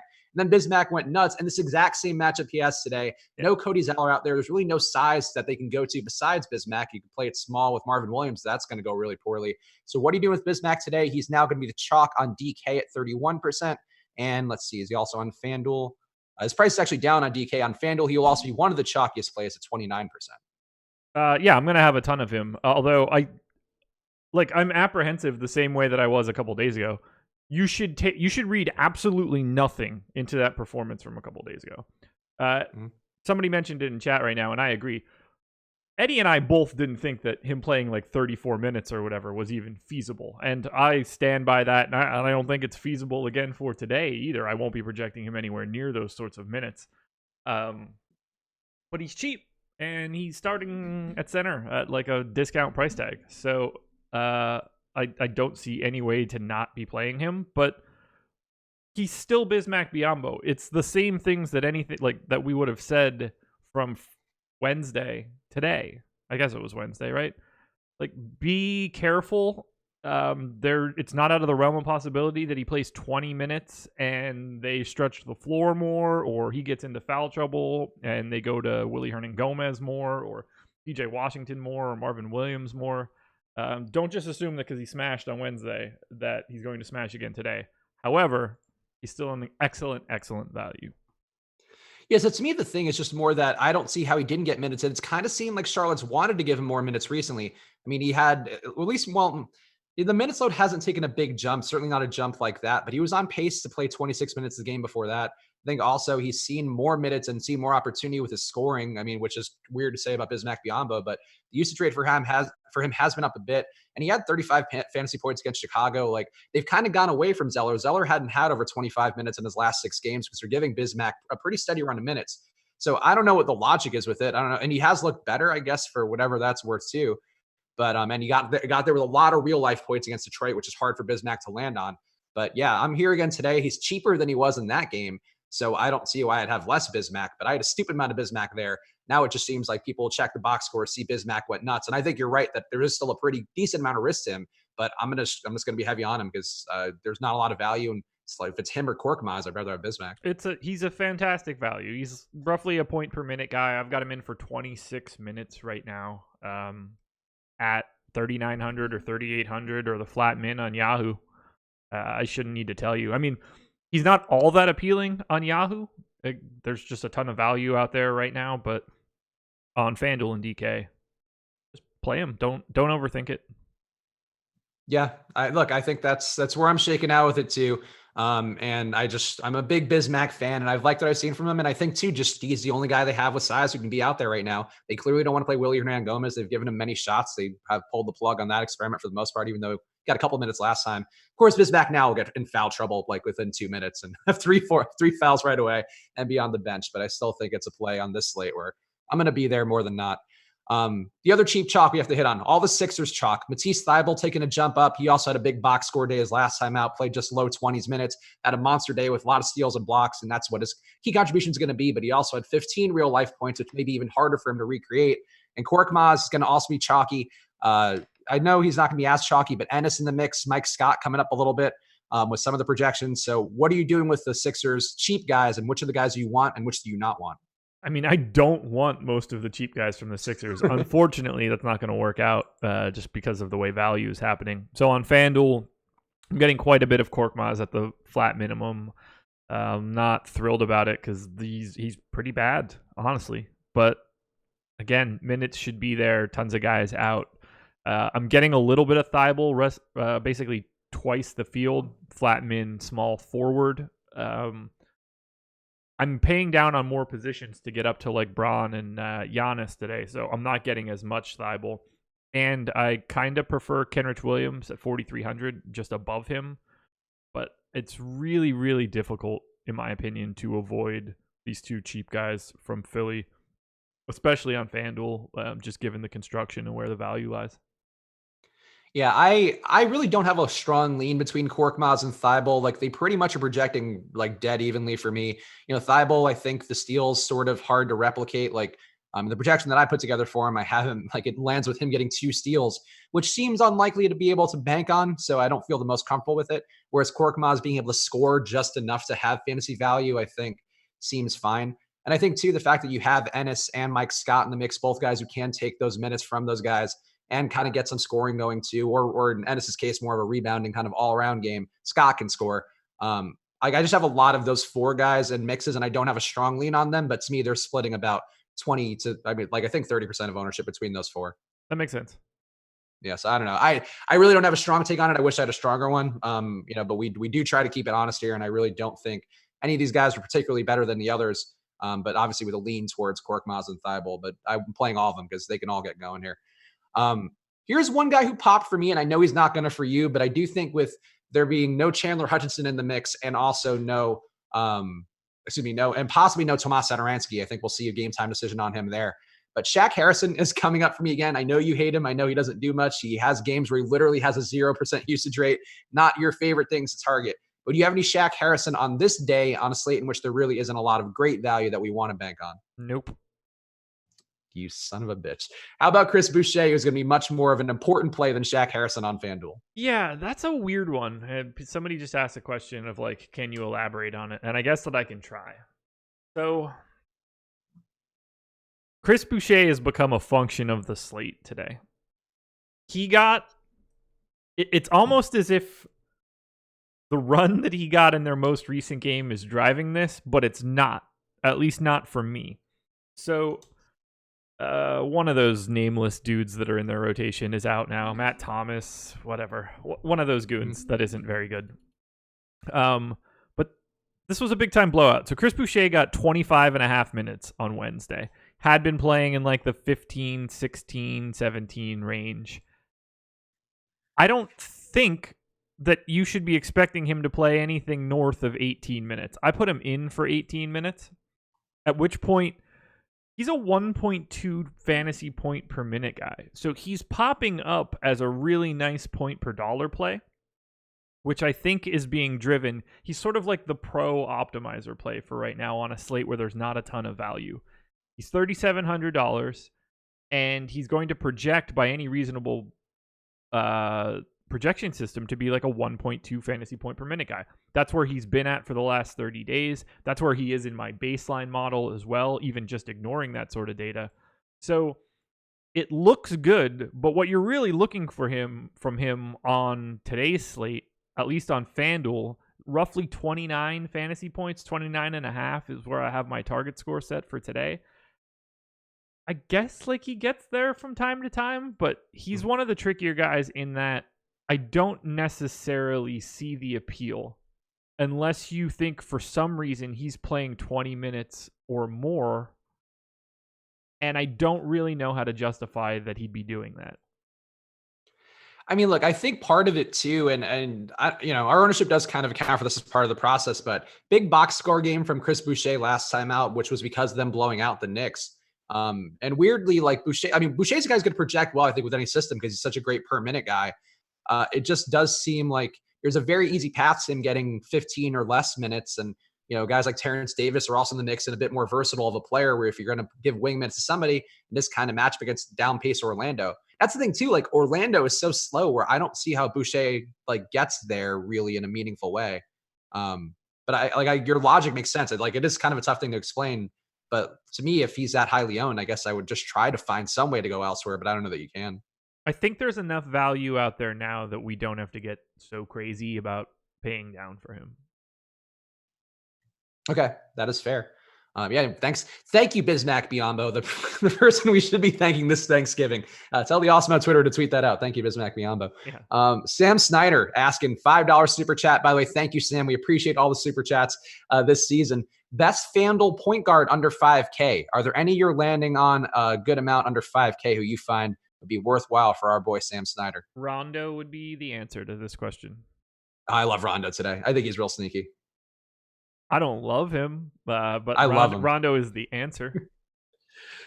Rondo to me, look, I don't think love is a bit of a stretch, but you know how I like to say things. I really like Rondo today as a guy who's not in that perfectly cheap tier, but who's cheap enough and could have upside. Should be getting some extra assist upside playing against a faster paced Washington team. Also, Lakers getting a pretty big boost on their season total from Vegas. I think 13-point boost on their season scoring total last that I checked. So that's a pretty big number there where Rondo should just have more assist upside, playing at pace too. Going to see Ish Smith in that second group, which I like that matchup quite a bit for Rondo. I'm intrigued by him. Certainly not a play I'd want to go to at a very large amount, but with him 10%, under 10% on FanDuel, similarly on DK, I think Rondo's kind of interesting at that price point. He's just the best guy that's under 5K. I'll make a compelling argument for it, and you could just no sell Rajon Rondo. Also, can we talk about the AD thing from the other day real fast? Because I thought that was funny. Like, I talked about it in my pieces of content. I don't know if this is probably not a thing that was even on your radar, but he mentioned verbatim that like LeBron told him, I scored 39 when I went back to Cleveland. Like that's what you got to beat. And what did Davis score? Do you know what he scored? No idea. 41 real life points. So if you want to quantify revenge narrative, I think in the future, if a player gives out an actual score number that they're targeting, I think that's when you can do it. I'm more worried about if he gets fantasy points that are relevant, which he didn't. He had 61. Right. He was one of the best plays of the day. He had 61, which is like his projection for the day. We should expect him to do that. No, his projection was lower than that. His projection was low 50s. Speaking of him today, what are you doing I've with got him him today? at And 54 LeBron today. So, you know. Okay, so he had like a are you 60th percentile game. I'm not so worried about it. On that slate, it was a good play. Nonetheless, I like AD again today. I also like LeBron today. LeBron should take some usage back. Anthony Davis is over 40% usage in that game versus New Orleans, and it's not going to keep that going every game. But pace up spot here. More assist upside for LeBron, more rebounds, all that. Are you getting any of LeBron or AD today? Yeah, LeBron's probably going to be my most owned player, or at least my most owned stud. I'm going to have a ton of him on Fanduel at 11.4. Tons of Anthony Davis at 11.3 as well. On DraftKings, I prefer AD to LeBron just because the price difference is wacky. But they are my most owned guys. And I am playing in that Yahoo like $2,500 or $25,000 overlay contest. And I'm going to be getting a lot of that LeBron and AD pairing. Yeah, okay, that's fair. So yeah, I like them quite a bit there. I think both LeBron and AD both look really strong to me, and it is one of the hammers on the slate, and I really think they both are in pretty good spots here because Washington doesn't defend anything. Actually, I think right now they might be the worst defensive team in the league. I think the Warriors have gotten slightly less worse. Yeah. It's close enough where it doesn't even matter. We had a question here. I mentioned Ish Smith and Isaiah Thomas vis-a-vis Rondo, but these guys were also in that game, and Jetty in the premium Slack, which of course you do get with a membership at awesemo.com. So go to awesemo.com/join right now and use that promo code live before lock for half off your first month of Awesemo Plus. Would you go Ish Smith or IT today? IT's price is down. Ish Smith has been stealing minutes recently. Any of these guys coming up for you more than the other? Neither guy coming up at all. Okay. I got one or two lineups with IT just because he's 4,200 on DraftKings. I think Ish is more expensive now, actually. Because that wouldn't make sense. Just double check. No, Ish is still a little bit cheaper. I don't know. Ish has been taking minutes. He had closing time. I think coming off of the 42.5 fantasy point game last time out, though, that just seems like I wouldn't expect that again. It's still a down pace spot, so I really don't love either guy. And the defense by the Lakers has been one of the better marks in the league with like 100 defensive efficiency rating. So, not inclined for either, but I think I would still go IT and just hope that he bounces back after Ish went nuts. Do you have any lean tonight on Chris Middleton's minutes for our guy Stank 2323? I think I put him in for 30, maybe 28. Let me double check it. I'm not worried about him. Tonight? Just Giannis probably. Okay. Although my stupid ass ends up with like weird amounts of Dante DiVincenzo from time to time, so who the hell knows? He's been good this year. Not on times where I play him. Middleton. I have Middleton in for 28. Okay. So there you go. Middleton in for 20. There you go, Stank. Raboshua asking, any love for a point? Raboshua, 0.5% Chris Dunn in a game with a 226 total. Again, same thing we talked about earlier with the integral Shaq Harrison play. Chris Dunn can be even more of a beneficiary because he's probably going to take those point guard minutes if Satoransky doesn't get in that game. Are you going to play any Chris Dunn at that low owned? I'm going to play Chris Dunn if Satoransky is out. I'm not going to be playing Chris Dunn otherwise. So you wouldn't have any like just in case Chris Dunn on FanDuel tonight? Yeah, I mean he's still Chris Dunn. Okay, so no, that's fair. I also am expecting Satoransky to play. So even though you got downgraded. Yep. Okay. I feel like I usually have started to err on the side of the downgrade means the guy's probably going to be out, but I also I'm not playing Dunn either, so I don't really have a strong stance. Like I mean, on FanDuel, I just have no reason to speculate it. I'm not worried about Chris Dunn breaking my day. And if he does it, so be it. I'm not going to be mad about it. By the way, Satoransky still probable. Okay. Oh, there you go. Wait, no, isn't he? Probable on the injury report all day. 1:30 update and 5:30 update. Huh. There's definitely some alert that came from Schmancy Schmabs that said that he was downgraded to questionable, I think. It was a game time decision. I mean, to be fair, the NBA injury report is a sham and is rarely right, but he is officially listed as probable. They also listed Cody Zeller as probable on Wednesday, and he was ruled out 10 minutes before it got published. Oh, okay. So, yeah, so that's not ideal then. No. It's not ideal. Rainmaker asking about another point guard who I like a lot on DraftKings today, but I don't know his FanDuel price offhand. Ricky Rubio. Rainmaker wants to know about your thoughts on him for a FanDuel GPP. One thing that jumped out to me, and it's been a big enough minute sample size, he's been a 1.2 fantasy point per minute player with Aron Baynes and a 0.94 player without him, which just seemed odd. I don't know what to make of that, but what are you doing with Ricky Rubio tonight on FanDuel? I have essentially zero. He showed up in one of 150 lineups, so one of my biggest fades of the day. Is his price not good? He's 6,800. He's projected with the most ownership at point guard, I think. Okay, I'm just like nowhere near him for today. Okay, I like him on DraftKings today. Just he's gonna be he's gonna be as owned there, but still pretty decently owned. Actually, let me just see what he was in the most recent run. Yeah, he's not one of the top owned guys, but he's just outside the top 5 at point guard. But I like the upside here again with the Baynes thing also being a factor. Just the fact that he disappointed so heavily as chalk. He also had foul trouble in that game too, which is why he probably would have gotten closer to high 20s, maybe 30 minutes flat in that game if he hadn't played. So it wasn't just if he hadn't had foul trouble. So I don't mind going back to him today. And I think that game is kind of interesting. I guess another guy who's very important in that game, but we should ask how you're feeling about Luka. He's coming off of his worst game of the year, but playing against a Clippers team who has a lot of good defenders throwing him, and he shot like that was the case at his worst shooting day of the year. Are you getting Luka today on this slate going against Phoenix, whose pace has kind of trickled up over the last few weeks? I'm not even trying to be funny when I say I forgot he was on the slate. I have him like I had 19% on my last crunch. That's north of where we have the field.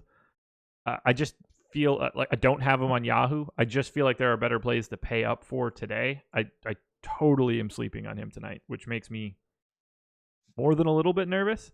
I prefer him to Giannis, but he's just too expensive. I'd rather have LeBron. I'd rather have AD. I'd rather have Embiid. And you could flip a coin for me on like Trae Young or Drummond. Yeah, and that's where I am too. And we've talked about this a little bit on the show where I'm the projections that I've built for myself just to be able to kind of know what's going into it and then compare against the other ones we have. Luka always grades out, not always, but fairly often grades out not as well for me compared to other studs at that price point. Like, I don't know what it is about it. And it worked out well with that Clippers game because he had his worst game of the year. And I had, you could have won a tournament with him, but I just had less. I really don't get why I don't have more against the spot. I think it's because they're not projected for much more points than usual and like with their Vegas total. But Luka, to me, I think he's just been unsustainably good in a way that I'm a little confused by. And I think that's the main thing. And I would be willing to pay for him, high 10s, low 11s. But I think when it's almost at 12K, when he's almost at Giannis prices, like I think it's hard to get to Luka at that point. I mean, I'm happy to get anything I get because I think he's, one of the 5 best offensive players in basketball. But he's getting to a point now where the price starts to become a little scary.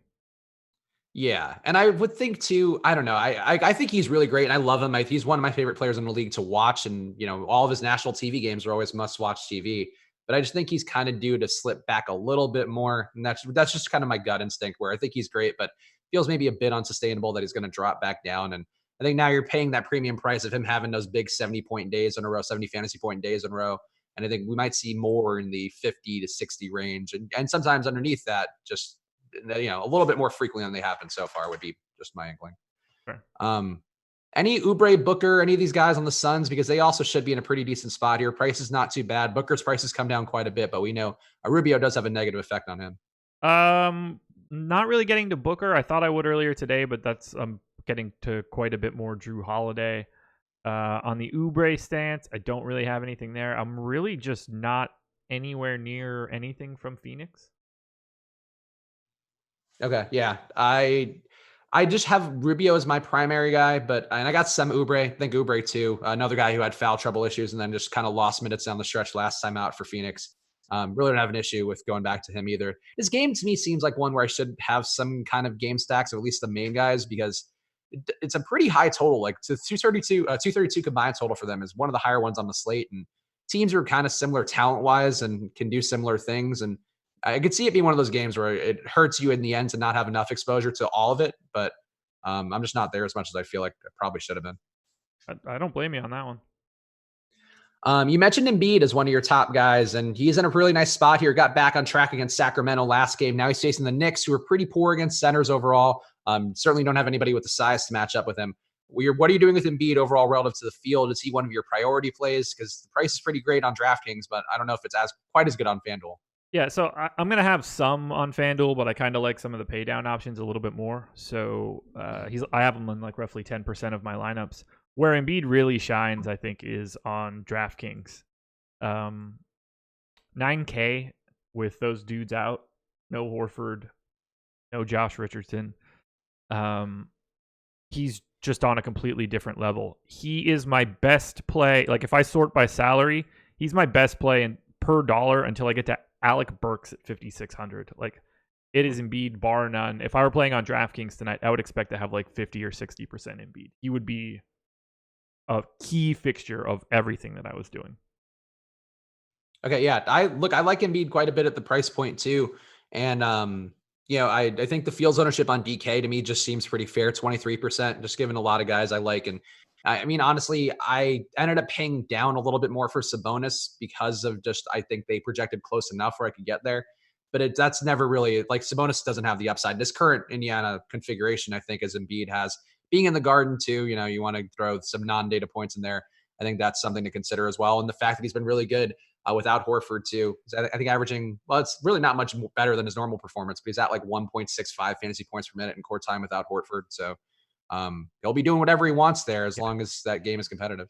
Yeah, I'm expecting a big one out of Embiid. I'm a big fan for him today. Jordan Charles asking who gets the most of an uptick if Simmons doesn't play. I think Simmons is trending towards playing, but he's playing.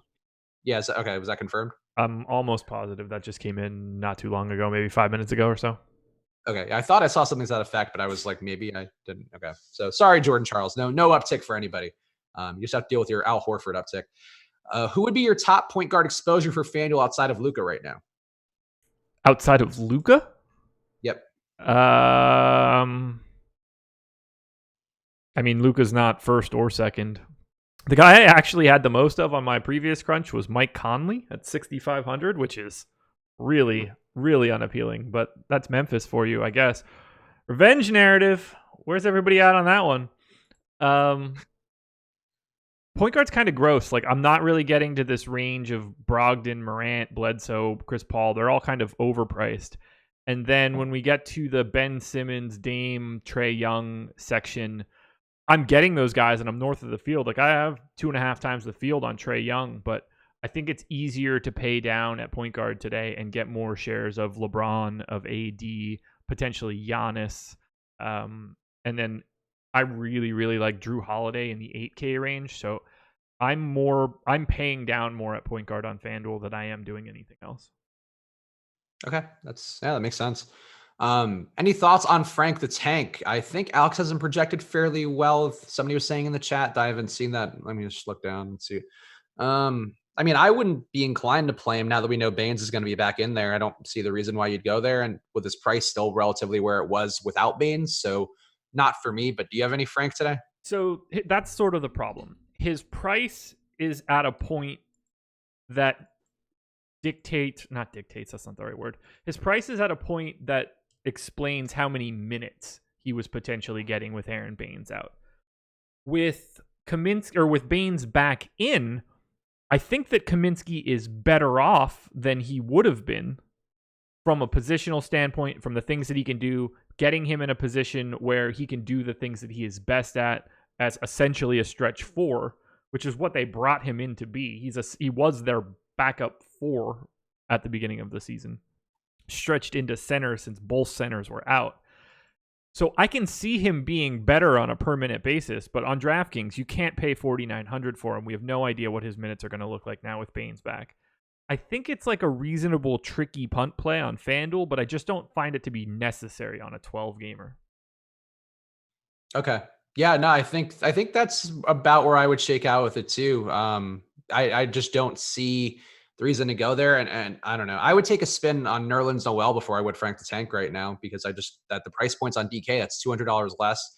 And Frank, I don't think has a very secure role right now. And if anything, I think Diallo might have earned minutes in the last couple of games where he just was a monster and Frank was just completely impotent as a starter.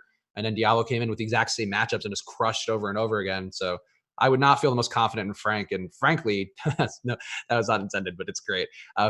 Frankly, I want to see more Diallo in my life. Diallo actually looks like he's growing as a player, which I feel like they could use some activity on the boards. Yeah, I don't get the sense that Jack Diallo is going to be getting a ton of minutes moving forward, unless these guys continue to be hurt. He did have he's had a couple coming out games where I think I would be inclined to give him at least a part of Frank's run, or at least a part of that run, while Baynes isn't able to take a full minutes load. But I think, once Ayton gets back in there, it's probably all moot. Too many big bodies for them right now, ironically enough, for a crappy Suns team. Let's see. All right, I got some other questions here I just want to hit on. Best value small forward on Fanduel under 6K. Who would it be for you? Value small forward under 6K would be, for me, Kenrich Williams. Okay. Who are the pay down options you like at point guard on Fanduel, since you did talk about that briefly? Yeah, it depends how far we're paying down, but pull this back up. Why is this filtered like it is? That's confusing me. What? Give me 1 second. Something's okay. Why am I not seeing? Oh, is this why you did? I don't know. The colors were just fucking up my head there. Mike Conley, 6,500, not really a pay down. Rondo, 4,800. A little bit of Chris's boy Shaq Harrison at 4K. Fading the Darius Garland shock, but other than that, you get a little Shaq Harrison in there. That's all I would say. Yeah. I like Shaq Harrison, and we know he's going to get mid-20s minutes, and I think I'll take my dice rolls with Shaq then. And it seems like Chandler Hutchison not in the mix. He's going to get some of that load. I also got some Thad Young today, which, and appropriate of nothing, but just minutes to go around there. I don't know. I get him from time to time. I hate it. It's not one I'm dying to have, but he has occasionally come through as that low owned value. So whatever. I don't, on this slate, I honestly will take it. Sure. People asking about DeAndre Bembry still. Tasty Weedify saying, is Bembry in the starting lineup? I'd seen people asking about Bembry earlier. If the Bembry value goes away with Cam Reddish upgraded to probable, do you have any Bembry at all, or would you have any Bembry interest? No, given don't the fact don't play Bembry today. Yeah, I'm going to be more open-minded. I know we've talked about Bembry before. I'll keep more of an open mind on the chalk Bembry days towards him, because that was not the best the other day, even though it was an aberration. A crazy aberration of him shooting like 10 for 15, whatever it was in that game. But Bembry as a starter is a different thing. Bembry with no Trae Young in there is a different thing. Bembry with Trae Young not as a starter, not where you want to go with Bembry. Exactly. All right. Anybody else on Slack? Nothing. No other good questions on Slack. All right, let's talk about some of the other. What other plays are you feeling particularly strong about that the ownership isn't on? I know you mentioned Dame. He's a guy who I like quite a bit. Actually, let's just talk about Portland, because I think they're kind of an interesting play, and people may be chasing the results of that last game where they blew out Chicago. But I would favor Dame in this spot. I would not point chase Carmelo, even though he projects fine for me. That price is now high enough on DraftKings where he took a big price correction out of whatever they did in the last couple of days, and I'm not going to Melo. But Lillard, I like quite a bit there, and I could see getting to Whiteside. You get anything out of Portland here at home against Chicago? Just a little bit of Dame on FanDuel. I don't have anybody else. Okay, so you're not going to point chase Melo. That seems like a thing you'd love to do. No, I didn't even know that he was price. I have one of 150 as of right now. Yeah, Melo projects like he's right on that 5x threshold, and but I still would not expect Melo to have another great day. No, I'm going to avoid that. I think he had a decent price somewhere. Let me pull that up. It's definitely not DK where he is 6,200. Melo's best price is FanDuel at 58. Yeah, on DK, I'd rather point chase Jabari Parker than point chase Carmelo Anthony, because Jabari is $100 more, and not a great spot for him. But a game where I could see that being more competitive and them needing his input a little bit more, his output a little bit more than Melo in this game against Chicago.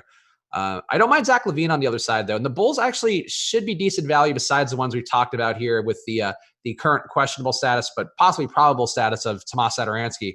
You getting any Bulls at all, like Zach Lavine, who's been getting that usage a little bit higher recently, or Markkanen, who's been pretty terrible, but the price remains kind of tantalizing? No Bulls. Like basically clear across the board, no Bulls. Huh. Who The do you only feel like way you that have I'd the be least getting of? to the Bulls, like I said, I have a little bit of Shaq Harrison on FanDuel just because of the price at the bottom of point Right. guard. But if I got to any Lavine, I think that would be the spot that I was going to go. That he might show up here on this final crunch that I'm running. I just finished my FanDuel crunch, so I'm going to import that now and hope for the best. Lavine could show up here, but ultimately I don't really have much of Chicago. Okay. I would need to see Zadaransky be ruled out. Yeah, that would certainly change it a bit. Like I have my little bit of Shaq, I have a little bit of Lavine. I think that was as much as I wanted to get to. I think I ended up with like one lineup with Lowry, Markkanen, just because he can't be as bad as he's been forever. He's shooting 35% on the year. Like it's at some point this has to turn around. It's gonna suck too because he's gonna turn around and have like a 70 or 60-point day, one of those stupid days that he has, and that's gonna be it for another month. I hate it so much. I mean, that is for sure gonna happen. He's like he's my least favorite dude. One of my least favorite ones in the league. Like the talent is so there, and he's fun to watch sometimes, but then he just disappears for weeks and weeks on end, both like in fantasy and on the court watching games where it's like, how is a 6'11" guy just vanished? Yeah, he is wholly unappealing so far this season. Yeah. It's really disappointing too. I'm a big fan of his. I expected him to take a leap this year, and he took a leap like clean off a cliff. The Bulls looked like even the first couple games of the year, they were coming out competitive, and Lavine was playing well, but not ball hogging as much. And Markkanen was playing fairly well, and Kobe White was coming off the bench and doing his stuff. And that lasted, I think, literally 1 week. It might be a Jim Boylan thing, but they extended him, of course. They're just keeping him there. Yeah. I don't know what to think. Like, I thought that they could have had a decent year, and they aren't.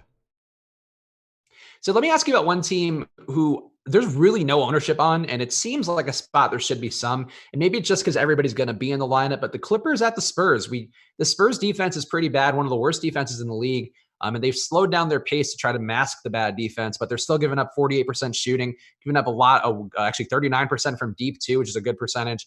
They're really giving up pretty much everything teams want. They're just playing slightly slower. And Kawhi, the return home thing, whatever. I mean, that's not a thing at this point, but still the usage is there for him. Lou Williams, to me, his price is still just not high enough for what he's been doing on a night-to-night basis. Paul George, usage there too. His price is up a bit on DraftKings, but I still think the ability is there for him to have big days. Are you getting any Clippers at all? Because the field isn't. These guys are under 5%. And to me, this game could be one that has upside and can actually be competitive. The most I have of the Clippers is 4% JaMychal Green.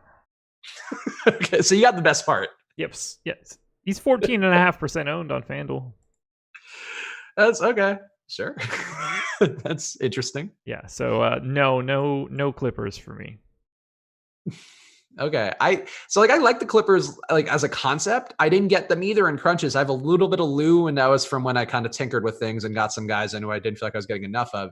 But Lou under 3% with $7,000 salary.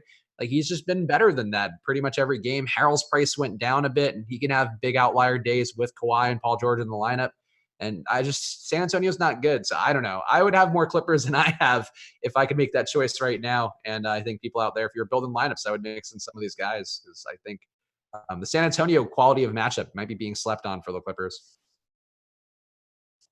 Let's see here. We got some questions in the premium Slack. Any Gobert love for you? I have Donovan Mitchell love today, but not much Gobert love. The spot does make sense though, going against a higher paced Memphis team who doesn't play good defense. You got any Gobert for yourself? Just a couple shares. I have a lot more Conley than anybody else in this game.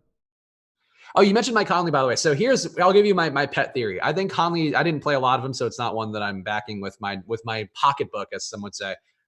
Conley played the game already at Memphis like 2 weeks ago or whatever, where he returned and it was all emotional, and he actually put up the most shot attempts he's put up of the year, but didn't pay off well.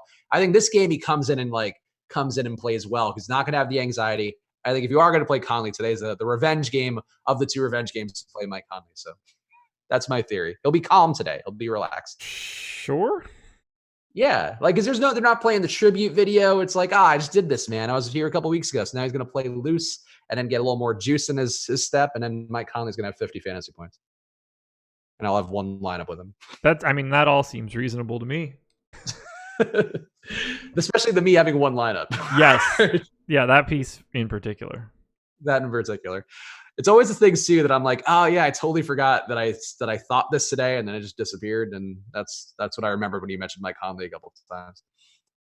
For FanDuel, would you go Chris Paul and Thibault or Shaq Harrison and Tobias Harris for XXX Achilles XXX straight edge hardcore? Chris Paul, I think you got to read them back again. Was it the XXX part to 3? Yeah, the all of the extra malarkey didn't help. Chris Paul and Thibault or Shaq Harrison and Tobias? Shaq Harrison and Tobias.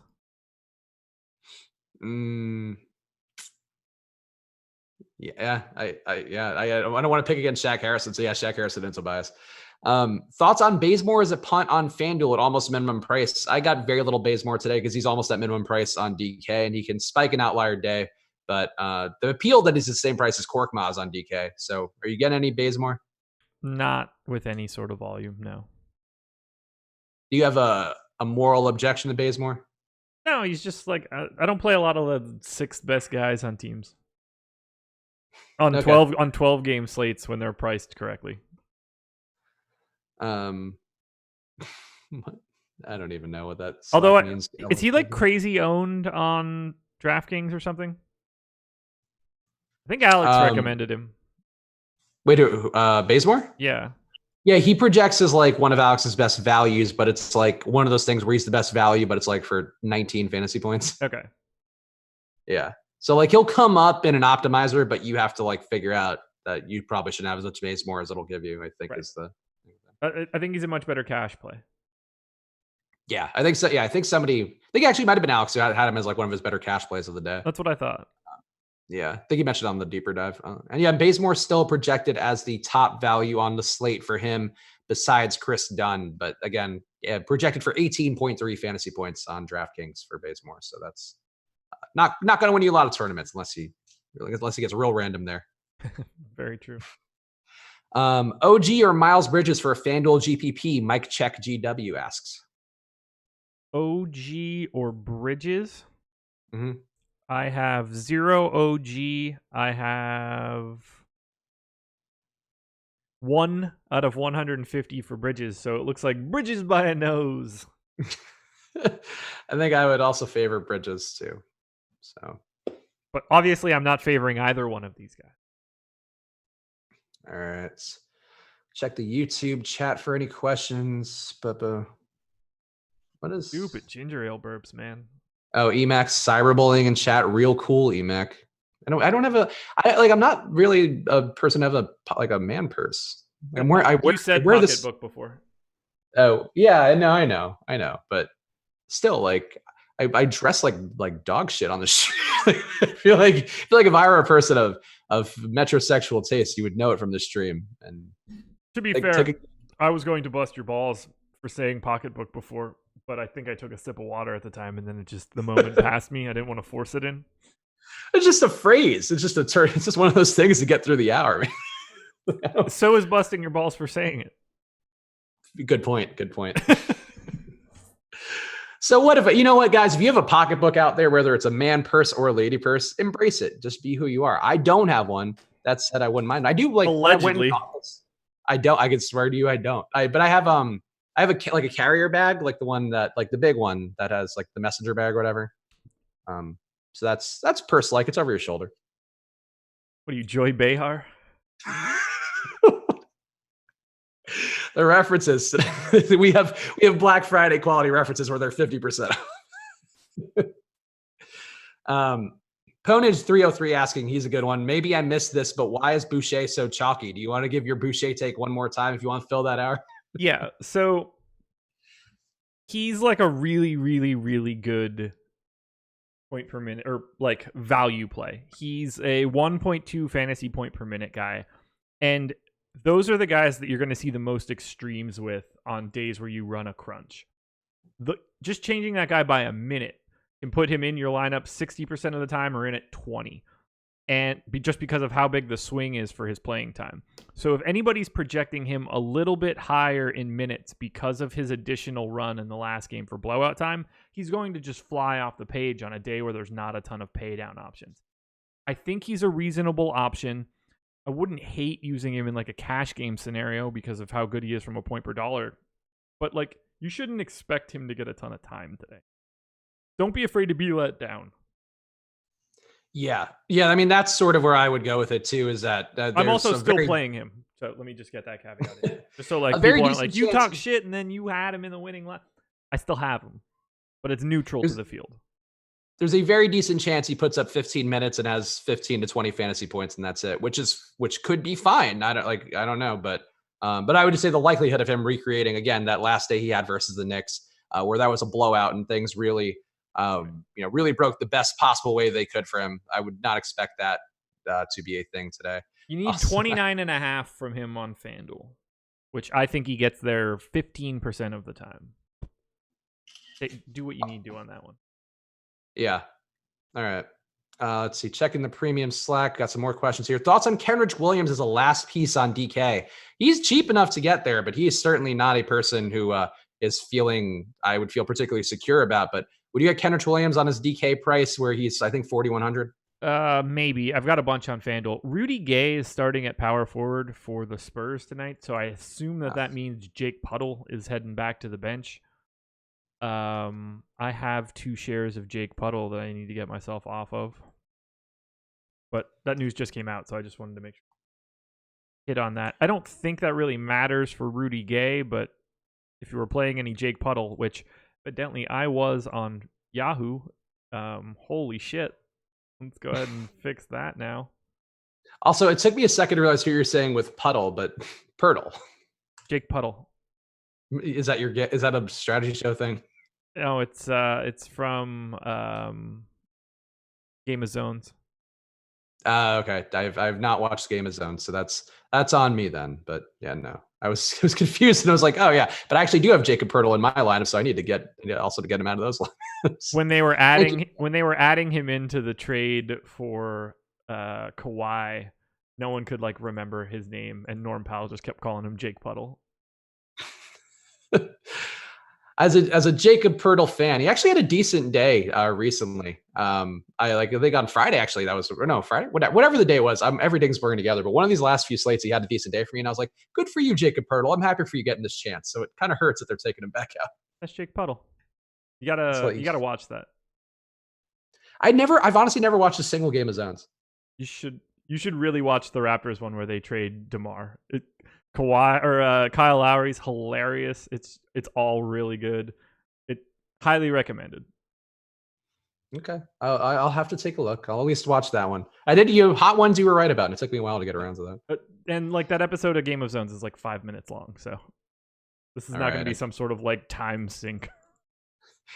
King Gill asking PJ Washington or the aforementioned Kenrich Williams as your last piece in DK cash. How owned are both of those guys? I don't think either is very owned. I can't imagine I'd be wanting to play either one of them in cash. But it's a tough question for me to answer. I haven't looked at anything for DraftKings today, so I don't want to give an answer that's. They're both like 5%. I would take Kenrich Williams just because I think his minutes are secure, whereas PJ Washington's have been anything but not guys I'm playing either of, to be honest. Okay. But yeah, they're cheap. I get it, but there's like a cash game play should be cheap and have a fairly secure output and floor. And Kenrich Williams doesn't shoot, so even if he gets 30 minutes, that can go weird. And the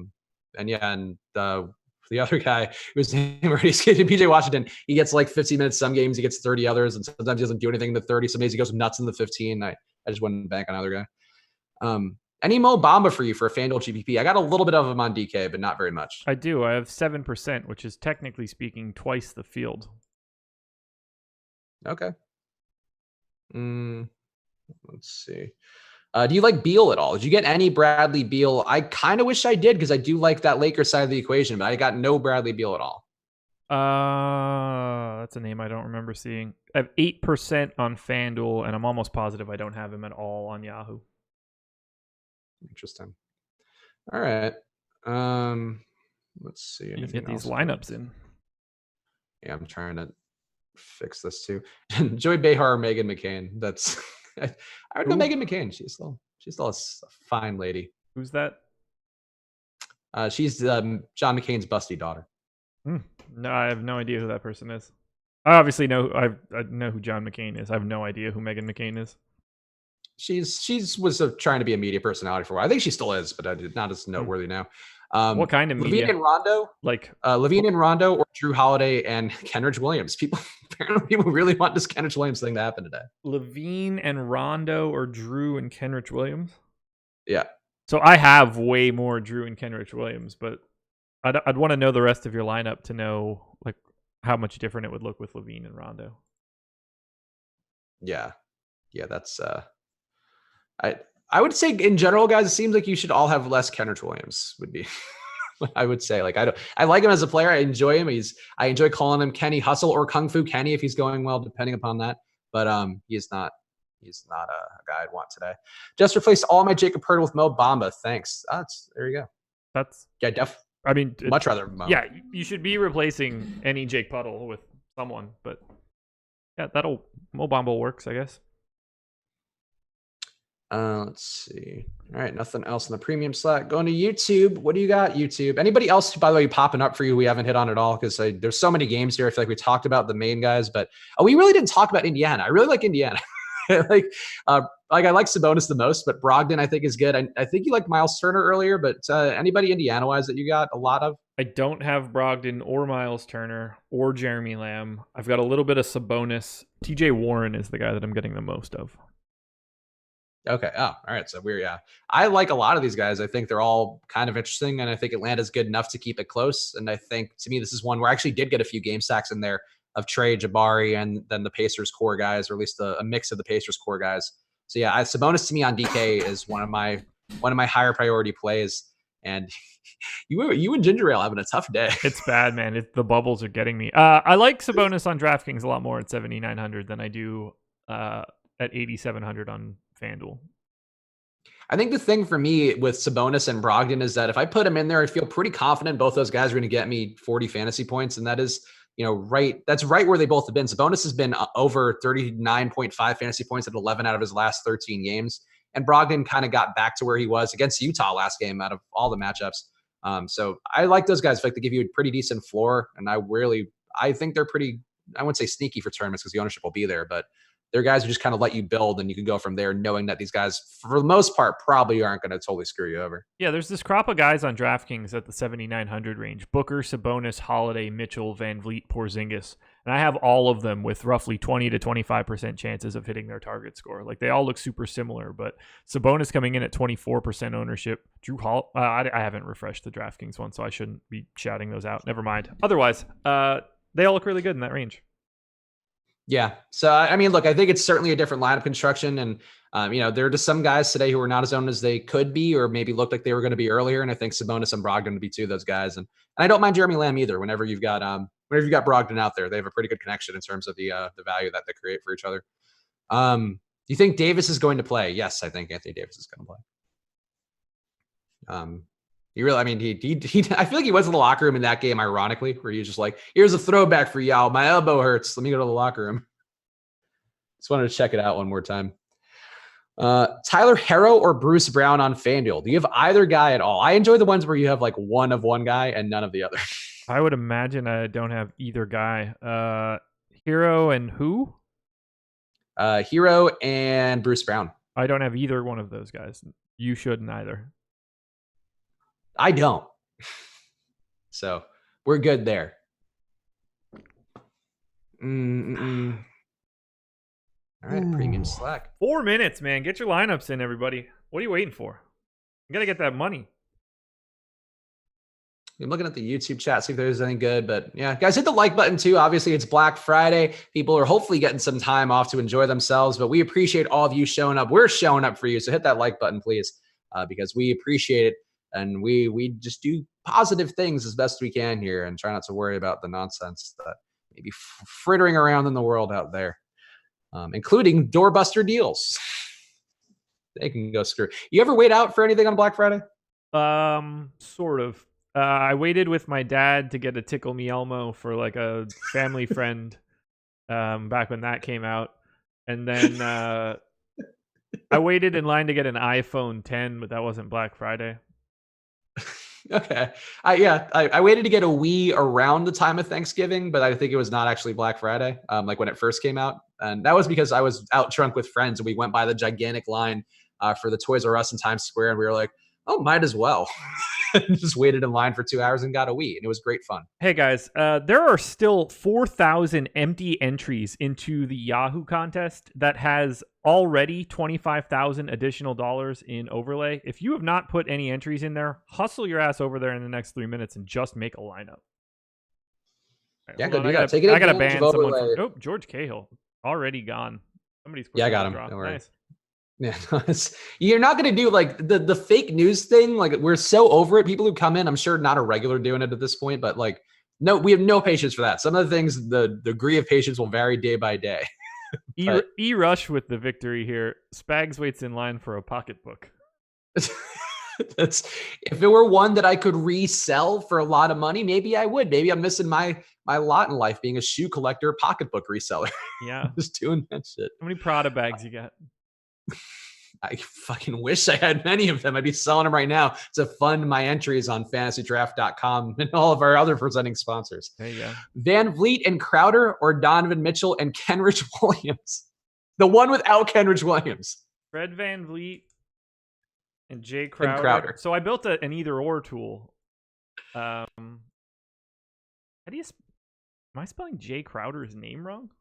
J-A-E. That's how I spelled it. Why is he not showing up? Maybe apparently I didn't build a very good tool.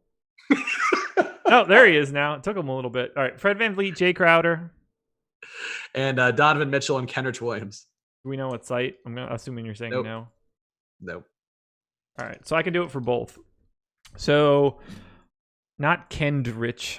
Oh God, I have to update this bad boy in a bit. So projection-wise, I prefer Donovan Mitchell and Kenrich Williams. They also have better chances of hitting their target score. That is for DraftKings. On FanDuel, better projections for Mitchell and Williams, equal chances of hitting their target score. I would say it's a bit of a coin flip on FanDuel. Okay. I would like to see less Kenrich Williams played today. I don't get why it's popping up for so many people, but popping up price for me. Is down. I guess he projects as a decent. You know, I might be wrong here. I might have just been thinking this in my head. I didn't land on him, but all right, looking at it, 5.5x, sure. 4,300 small forward on Yahoo or on FanDuel is really all you need to know. All right, last one: AD and Kenrich Williams or Graham and Porzingis for DK cash. Graham and Porzingis. Anthony Davis and Kenrich Williams. Yes, or Graham and Porzingis. Oh, I'm going to spell this wrong for sure. Devontae Graham has this stupid thing in his name. I think he has an accent. Yeah, I think he has an accent on his name. Who's with Graham? Porzingis. God damn it. Chris Stapps Porzingis. Nope. I always put an extra I in Porzingis' name when I type it. FanDuel, you said DK cash? Yeah. That one's tight. Probably AD and Kenrich. Yeah, like the Kenrich Williams both probably win, but less Kenrich. If Kenrich goes off today, I'm going to be the saddest boy in the world. If Shaq Harrison is going to do 0 and Kenrich Williams is going to go for 40. Alrighty, let's pack it in. Let's go enjoy our weekend. Yeah, all right. We'll skip Daddy Likes today. Daddy Likes will be back with Fast Eddie Fear tomorrow with EMAC, your old pal. They'll be doing the show for you guys, bringing you all the insight you need on Saturday and Sunday. And Josh, is this the Sunday you're here or no? Next week, I'm out. Okay. All right, so Sunday, Josh and I will be back for NFL Live Before Lock. So tune in then. We'll be doing the 100 yards and the TD picks, the best of times. And as always, thank you to Fantasy Draft, fantasydraft.com, the official home of rake-free DFS. So right now, head over there, use that promo code OSMO, get into the Hooters main event on there, the largest rake-free DFS NFL tournament you will find across the industry.